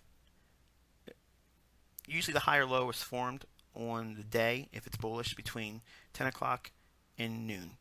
Most of the time I'm usually looking for it between 10 o'clock and 11 o'clock. I want to be getting out ahead of it. Okay, so I'm basically sacrificing a little bit of the daily range before everyone else is trying to get out near the high today, I want to be getting out as the price is sliding into there.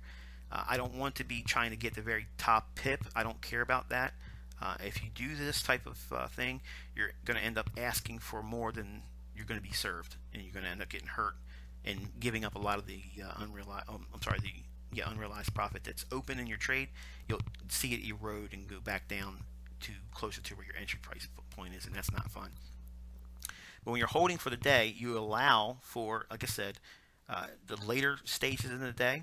You want to see the range to expand. Okay, we're going to show all this in here, how we can look for upside objectives in here in a minute. But for now, understand by submitting to time, allowing the daily range to unfold, and you want to be out by 2 o'clock in the afternoon New York time, and that's delineated over here.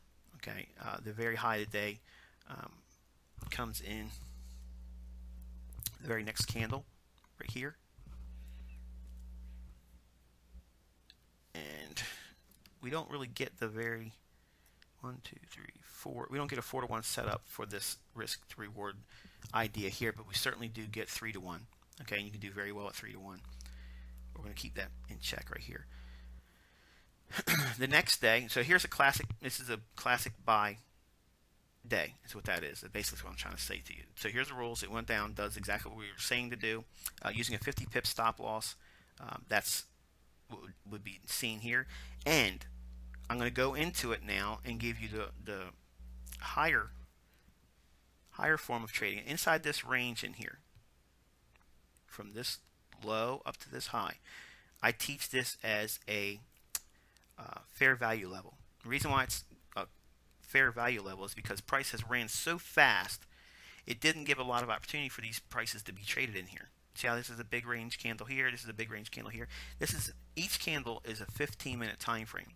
So it's covering a lot of ground in those 2 candles, or 30 minutes. It's covered a lot of ground. We have a low of 41.75 and a high of 42.31. Okay, so we have about 50 pips in just 30 minutes. That's a lot in just a small time period. So what we're going to do is we're going to actually go in and highlight this. So I'm going to give you an example of how you can refine your entry and not have to take a 50 pip stop loss. Okay, so in here, in this little range, good grief.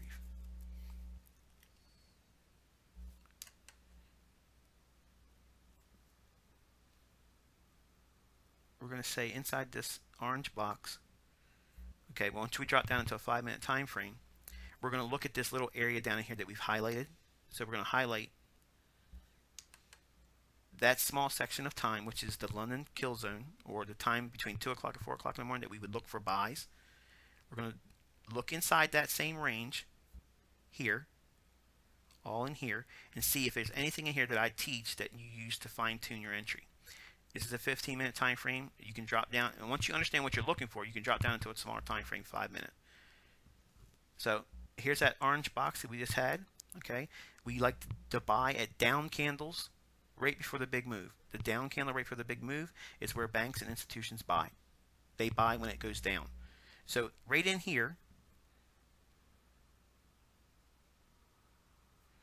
we note the high of that candle, or the body of the candle. Right in here, that's influential now. Okay, so if price could trade to that level, or deep, not deep, but just below it, about halfway point of that candle, that's a really good area where banks will buy.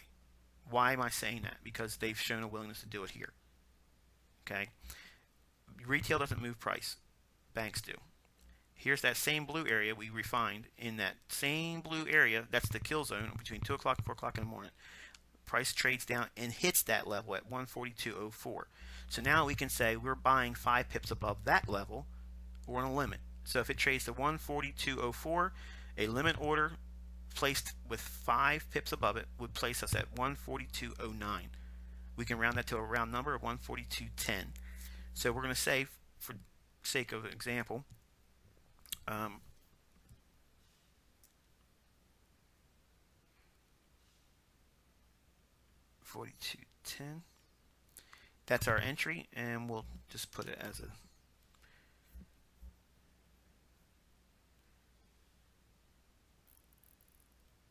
green line. We'll just have it like that so we can delineate it. And that's probably not very clear, but we'll highlight it when I need to show it to you. So price trades down, hits that level. Look at the reaction in here. See that? How much farther did it go below that level? The low comes in at 41.97. The level comes in at 42.04. 7 pips it went down below it. Okay? So if we're going to buy here, if you want to use a refined stop, and you're not buying up here now, okay? You're not just going to buy on willy-nilly between 15 to 30 pips and rate between 2 o'clock and 4 o'clock in the morning New York time. You can wait to see if it reaches down into this liquidity point right here. This is the ICT bullish order block. And if you're new, trust me, it looks like I'm form fitting, but it's not. I've got folks that traded the same trade. I can tell you where it's at in all my teaching. It's all my material. You'll see it happen. You'll hear me talking about it. If you're new, you'll hear still examples of this going forward. It never changes. The same type of stuff. But if you're going to buy here at this level, you're not buying it up here at 42.30 or 42.25. You're way down here at 42.10, expecting it to bounce off of this level. Now watch what you can do now. This stop range now can be changed and refined to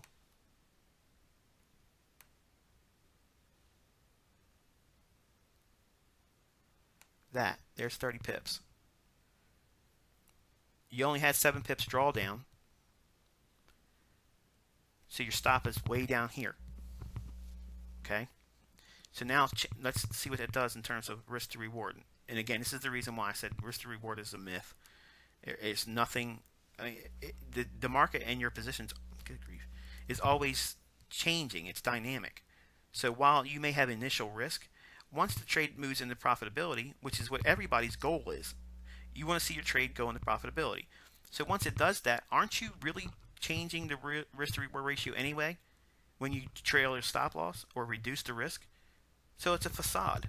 So relinquish the idea that you have to have the full profit because you took a full risk on initially. Because believe me, if you're managing your trade, that's changing as you go on throughout the process of managing it. Those parameters don't stay static throughout the whole life of that trade, or they shouldn't. They shouldn't ideally. You should be effectively reducing the risk as the trade pans out.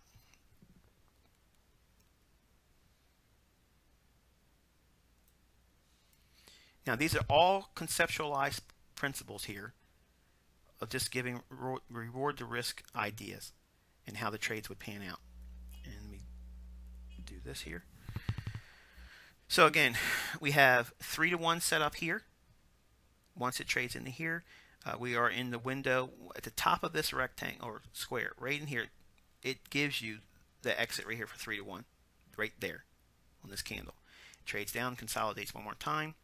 And then what is it doing? It's giving you a continuation at the middle of the range on the daily candle. And you're going to see expansion on the upside, which will show all this business up here in a minute. I'm OCD, guys. Sorry, I can't have that. It drives me nuts. So we're looking for the potential to see higher prices. And if it goes higher, and say we hold for the 2 o'clock hour, because we have news being released later in the day after the London close. 1, 2, 3, 4, 5, 6-to-1 reward to risk ideas. Okay, and it pays you that going into the 2 o'clock hour here. Now watch. When we go into the next trading day, we moved a great deal here. Okay, and we moved up into a higher level resistance point, another bearish order block. So we have a new trading day. The market goes up, makes a high today, comes back down, gives you continuation, runs up one more time, and now we have a market reversal profile. Or New York open, London close, market reversal. Look at that template and you'll see that's what's happening here. Then you see we have the London swing to consolidation, or Z-Day, which is what this is on Thursday. Nice little rally on London. goes in consolidation, and there it is. If it happens on the heels of a market reversal profile here, or New York open or London close reversal, because we take out the low in London and we have a Z-Day format or template on the next day following it, we've priced in a swing high. So the next day is going to be a candidate to be a short seller. So you got to be real careful about being a buyer on that day. If you are going to be a buyer, you need to be very short in terms of your risk. Don't be a lot heavily leveraged on those days. I want you to take a look at the scenario here. Here's the opening price or thereabouts on this day. As a buyer, 15 and 30 pips below it, be a buyer, take out a previous low, boom, it rallies. In here, it starts right out the gate. It doesn't give you an opportunity to be a buyer again until here. So you may not have gotten this, but it does give you a nice return into the range here, and it runs out, takes out the high, London close reversal, or New York open or London close reversal template. And then it comes down and clears up the lows that are formed in London open, just like the template describes. On this day here, we have the reverse. We have the open, and then it rallies up, creating the high of the day, which would be a classic sell day. And then it comes down, gives you another opportunity to go short in the middle of the range, and then expands down to the downside. Today, we had market trade down into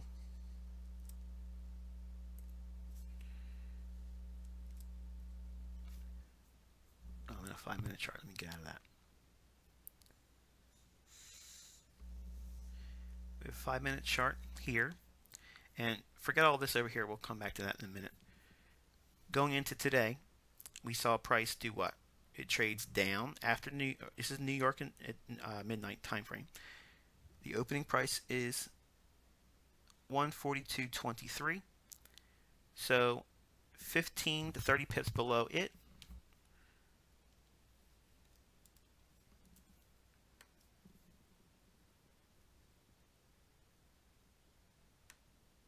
I'm just going to eyeball it, guys.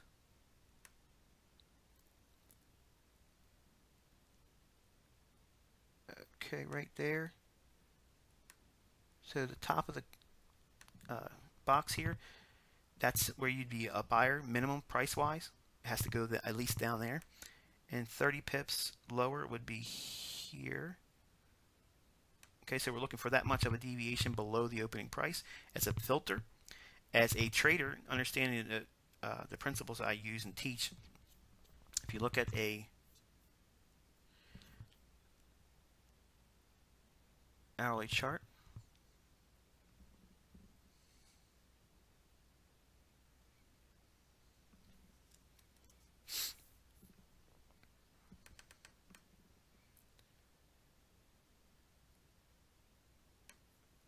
down candle prior to the up move, bullish order block. Okay, what you're going to do is you're going to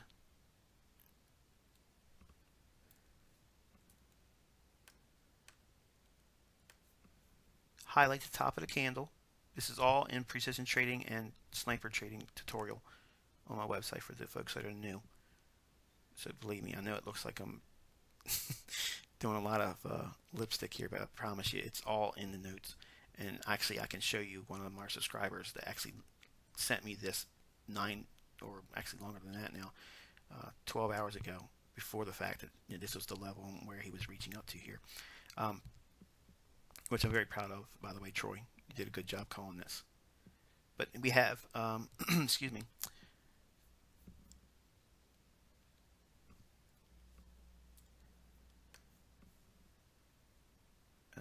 here's midnight, 1, 2 o'clock,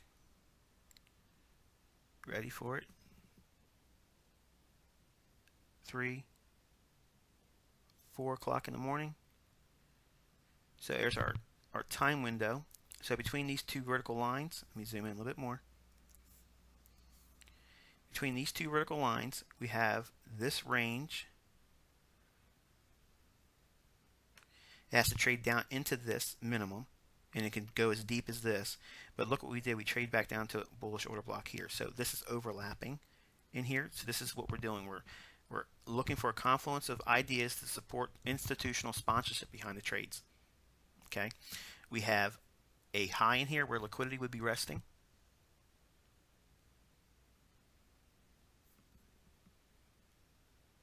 Okay, so we have bullish order, bullish candle here, which is the bearish order block, and the high after it, there's liquidity above it. And we also have a range here, which starts really at this candle here, even though we have this one. So we have two back-to-back candles. This is a 1 hour chart. This would be represented as a bearish order block on a 2 hour chart, which this time frame doesn't really give us. And if we look at that in the form of, if it was a 2 hour chart, that's how your bearish order block would look. So MT4 limits me in my perspective of sharing that information, but I toss that in here now for continuity.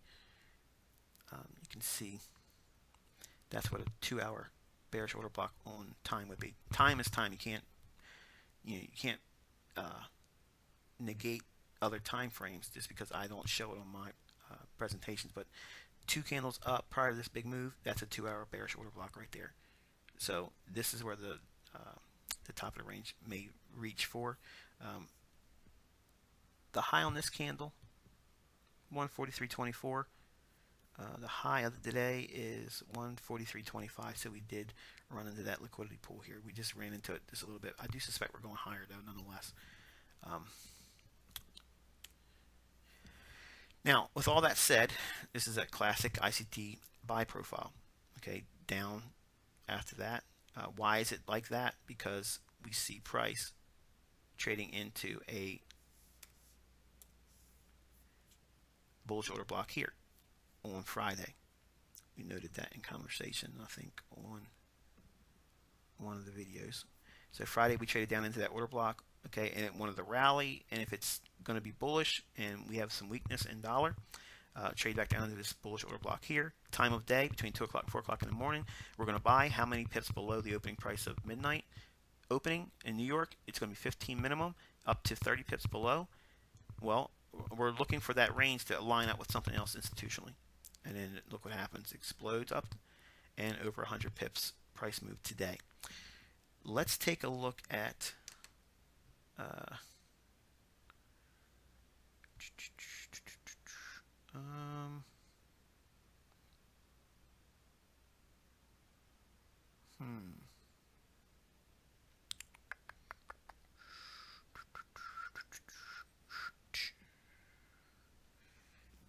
we have today, this is that same price action. This was that last Tuesday's trading day here, okay? And we're going to show you how projecting the daily range on the algos at the bank level, this is the precision you end up getting after you learn all the stuff I teach. We're bullish on the day, okay, on Tuesday. So we're going to be looking for protractionary states on the daily range that create higher pricing intraday with a higher close, okay? And we're going to use ranges that I teach you. This is one that starts it, and it got one deviation down. It goes just a little bit below it. You got one deviation above it, 2, 3, 4, 5. Nails it to the pip. Why is this important? Because it's time overlaid with the ranges being projected on one side of the market. We're bullish. We're only trying to capture the high of the day. How far can the daily range expand to? When you couple that with time and the ranges, that's how you nail down the high of the day. Okay, and you'll allow for time to expand. Okay. Same thing here. 1, 2, 3, 2 deviations above. Only look for it 1 to 2 deviations on a reversal New York open or London close scenario. That's generally what you'll get. Nails it to the pip. I think it went like I have a pip above it and then ultimately rolled over. We have last Thursday we had a London swing to Z day. It's generally going to be 1 deviation above on the information that I teach with these ranges, which I'm not going to go into here because I'm trying to avoid a lot of additional questions that I'm going to get on Twitter. You're just going to have to wait for all the material to be presented. It's all in market maker stuff that's being released. We have a bearish order block here. Trades right up into it here. We also have the projections. It just fell short of it, which is nice because it gives you an example how it can be a little bit off. And this is why I say the highs and the lows on all the platforms are going to be different. And if you look at the high on your platform for this particular time, it's March 31st at 11 GMT for Forex Ltd's platform. That's the high, 144.30. So I'm guaranteeing yours are all going to be different from that. Some might be higher, some might be lower. And then on Friday, non-farm payroll, we have the range projected 1, 2, 3 for a classic sell day profile. And it trades down into, this is the projected low, but it ultimately reaches down to where the institutional sponsorship is, which is this bearish candle or bullish order block. So it closes in this range of fair value, nails it to the pip. And now, because it's fulfilled that, and where overall context is still bullish fiber and cable, bearish dollar, until we see otherwise indications that dollar wants to rally where it's at, we have to stick with that pattern. Being nimble, being a buyer, but still nonetheless looking for reasons for it to want to pop higher. Monday, here we go. We have the scenario. Monday, Tuesday, or Wednesday being a buyer. Look for 15 to 30 pips below it. Here's the range. One deviation down. It takes you right into the bearish candle, which is the bullish order block. Deviations. Classic buy. It's going to be 3 deviations up. If one's down, sets the daily range. It's 1, 2.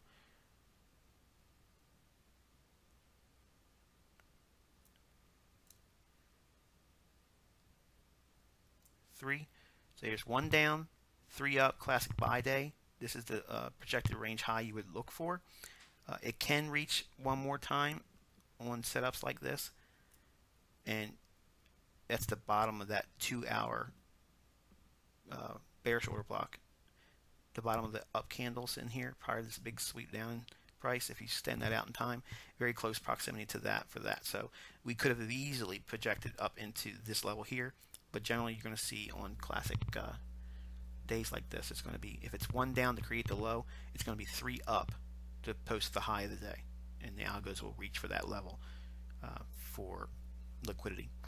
Big runoff and explosive days like this one over here, okay, you just got to keep adding more of the ranges until we reach time of day. What time of day is that? 10 o'clock to noon in New York time.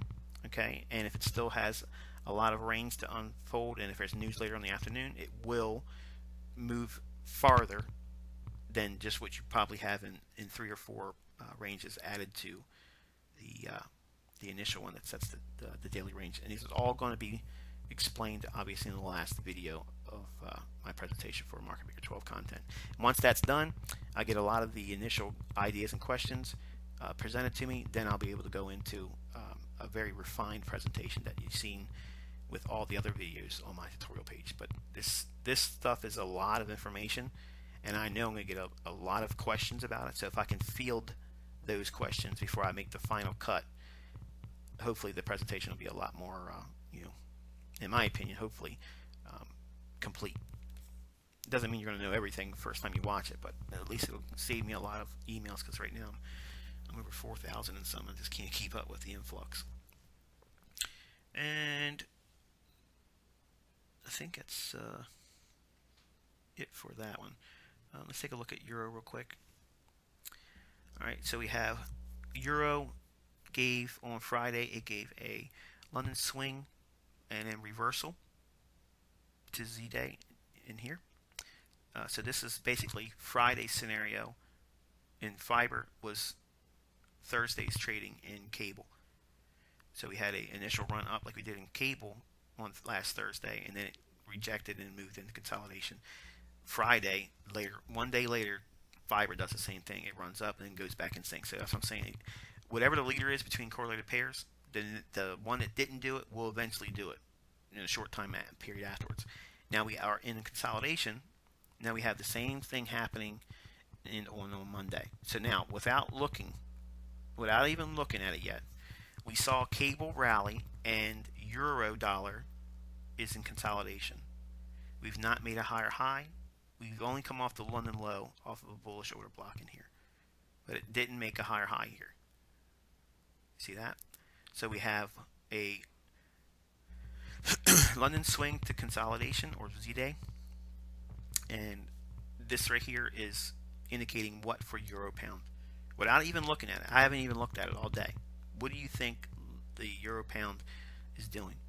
I mean, obviously you have those that are here live have the advantage of just clicking on their chart and seeing it. But if you haven't been paying attention to it and you haven't looked at your charts yet, what would you think is indicative of what you're seeing here with the euro in consolidation and cable being permitted to rally like it did here today? What do you think's happened? Euro pound should be what? Down. This is the daily chart. I'm going to go into a 15-minute time frame for today.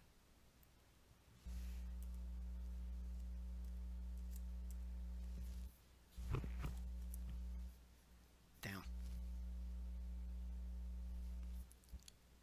Bullish order block. I'm sorry, bullish candle. What's the bearish order block prior to this move down? It retrades back into it. This candle here is 9 GMT. It's inside the London kill zone. Boom. Trades down into excuse me. Trades down into a bullish order block here. And let's take a look at the dollar. Dollar's still inside our little area of interest. We're really watching to see what it wants to do here. It's not made any measurable move, any conviction above or below it. Given what we have here, to me, it looks like it wants to go down through this. That's what it looks like to me. Obviously, it could change gears and roll right on up here Tuesday and Wednesday, but I just don't think that's what it's indicating here. There's a lot of wicks and indecisive price action. So, like I said, until this is closed below and really makes a convicted move below it, 94.34. To me, I think it's going lower. I think it's going to do that, but unless we get out of this and trade back above this level here, this low, 95.27, I'm still bearish dollar near term, even though I have a longer term bullish aspect on the dollar. I do suspect that we're probably going to sweep out this low, given what we have here now. Now, obviously, that can change on a dime, but nonetheless, that's what I'm seeing. Just go back to cable for a minute. This one here could be a distribution area for a larger market maker sell profile. Okay, so in other words, if we're looking at price like this,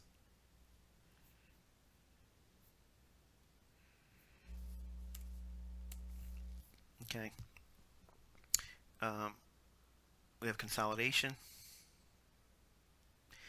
accumulation, smart money reversal, low risk short, redistribution, another redistribution area, and we can come back down and work within this larger consolidation here.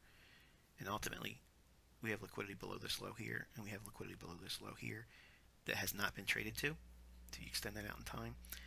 So for the bears, that's what I would see unfolding if we start to break down from this run up. If we consolidate in here, that gives room for Euro USD to continue on the upside. I would not want to see this area of liquidity taken out any more the rest of this week if it's going to be for the bulls. So this is going to be influential in my opinion. I think that price needs to stay above what you see here. Okay, can it dip down in here as a run-on price? And as long as it does it and rejects immediately, then you got a green light go. It's going to go higher. Fiber will probably trade up into the 115s if that scenario unfolds. And again, assuming the dollar stays where it's at in its range on the daily chart or breaks down further. That gives us a clear shot for the 115s for fiber for this week. Other than that, if we see the dollar rally from where it's at on the daily chart, that sets the stage for a breakdown eventually on euro and cable, and which one leads the pack, obviously, and that will set the tone for the rest of the week. So it's a watch and see, wait and see type thing right now, because we are at a major area of support, and I don't know if that level is going to give way or if it's going to maintain. And that's one of the things you have to wait through, and you have to see if it's going to have any strength to get through it. If it doesn't and rejects, we have our directional premise. We'll trade back up into this range here. If it breaks down and shows an unwillingness to go back above the middle point of that down candle, which is what we have highlighted here for 94.34, we would be looking for further continuation for dollar to break down and clear out this low, which would give upside for foreign currencies. So that is it, kiddos. We've had a long one today, very, very long one. But hopefully you guys have seen. Actually, you know what? Let me give you one more example. Thought you were getting away easy, didn't you? Give me one more example of the classic buy scenario. Last Tuesday, same thing, same premise. We had the fiber create a buying opportunity, 15-30 pips below the opening, comes down into that nice opportunity to be a buyer, another buying opportunity here, and expands to the upside. Okay, on Tuesday. On Wednesday, same scenario. We have a buying opportunity, rallies up, close higher on the day. Thursday, same thing. We have a market trades down after the opening on midnight, and then rallies up into a higher close on the day. This delineation is 0 GMT, so when I say it's moving lower, you have to break down the actual midnight candle in each one of these days. On Monday, the same scenario here unfolds. We have the market trade down after midnight in New York. 15 to 30 pips is our filter. Trades down here, hits it, and rallies up close. So when you're bullish, you're looking for a move dropping down initially after midnight to set up buy scenarios. Don't chase price. Don't think it's going to roll over and keep going down. It has to go down to draw in sellers so that way they can be on the counterparty of that and be buyers. And that's how it works, guys. It just repeats itself over and over and over again. When the scenario is that the dollar's bullish, fiber will give rallies up, and then you can sell into that and rolls down. Rallies up, sell into that, it rolls down. Rallies up, sell into it, it goes down. Rallies up, sell into it, it goes down. And when the dollar is bearish, as it were during the week of the 14th of March to the 18th, okay, here we go. We have Wednesday's trading. London close reversal profile. Rallies up. It does well beyond the London open high. And then next day, we have market reaching for higher prices, as we indicated it would do when we talked about that particular template, and rallies up and creates a nice move here. Again, Tuesday creating the buying opportunity. I'm sorry, Wednesday presenting the buying opportunity. If you're bullish, it's Monday, Tuesday the best, Wednesday if it doesn't rally on Tuesday or Monday. Wednesday's the last ditch opportunity for a rally, and you get it there. Interest rate driven event there. They can really mess up weekly ranges. Another opportunity here is Monday. Rally up, sells off, creates another dip down in here. Wednesday, buying opportunity, hold for the week. You can use short-term entry patterns based on everything I've shared here in the templates. All that can be applicable to this, and that's what I want you to do. I want you to go through the marketplace each day, map out every single day, and define what they were based on those 6 templates that I just shared with you.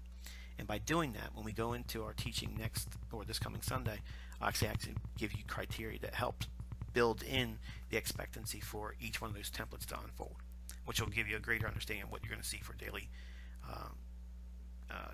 range engineering, where they make the high and low of the day and where they're going to reach for.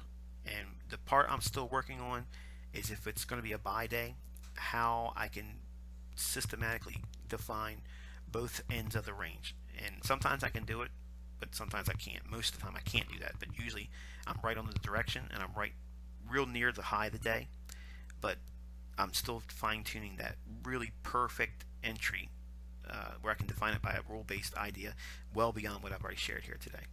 So I'm going to wish you guys a very pleasant afternoon. I appreciate you spending all this time with me. It's been a long one. We've been at it for longer than 3 hours, so I'm going to wrap it here and give you guys an opportunity to digest it. And wish you good luck and good trading.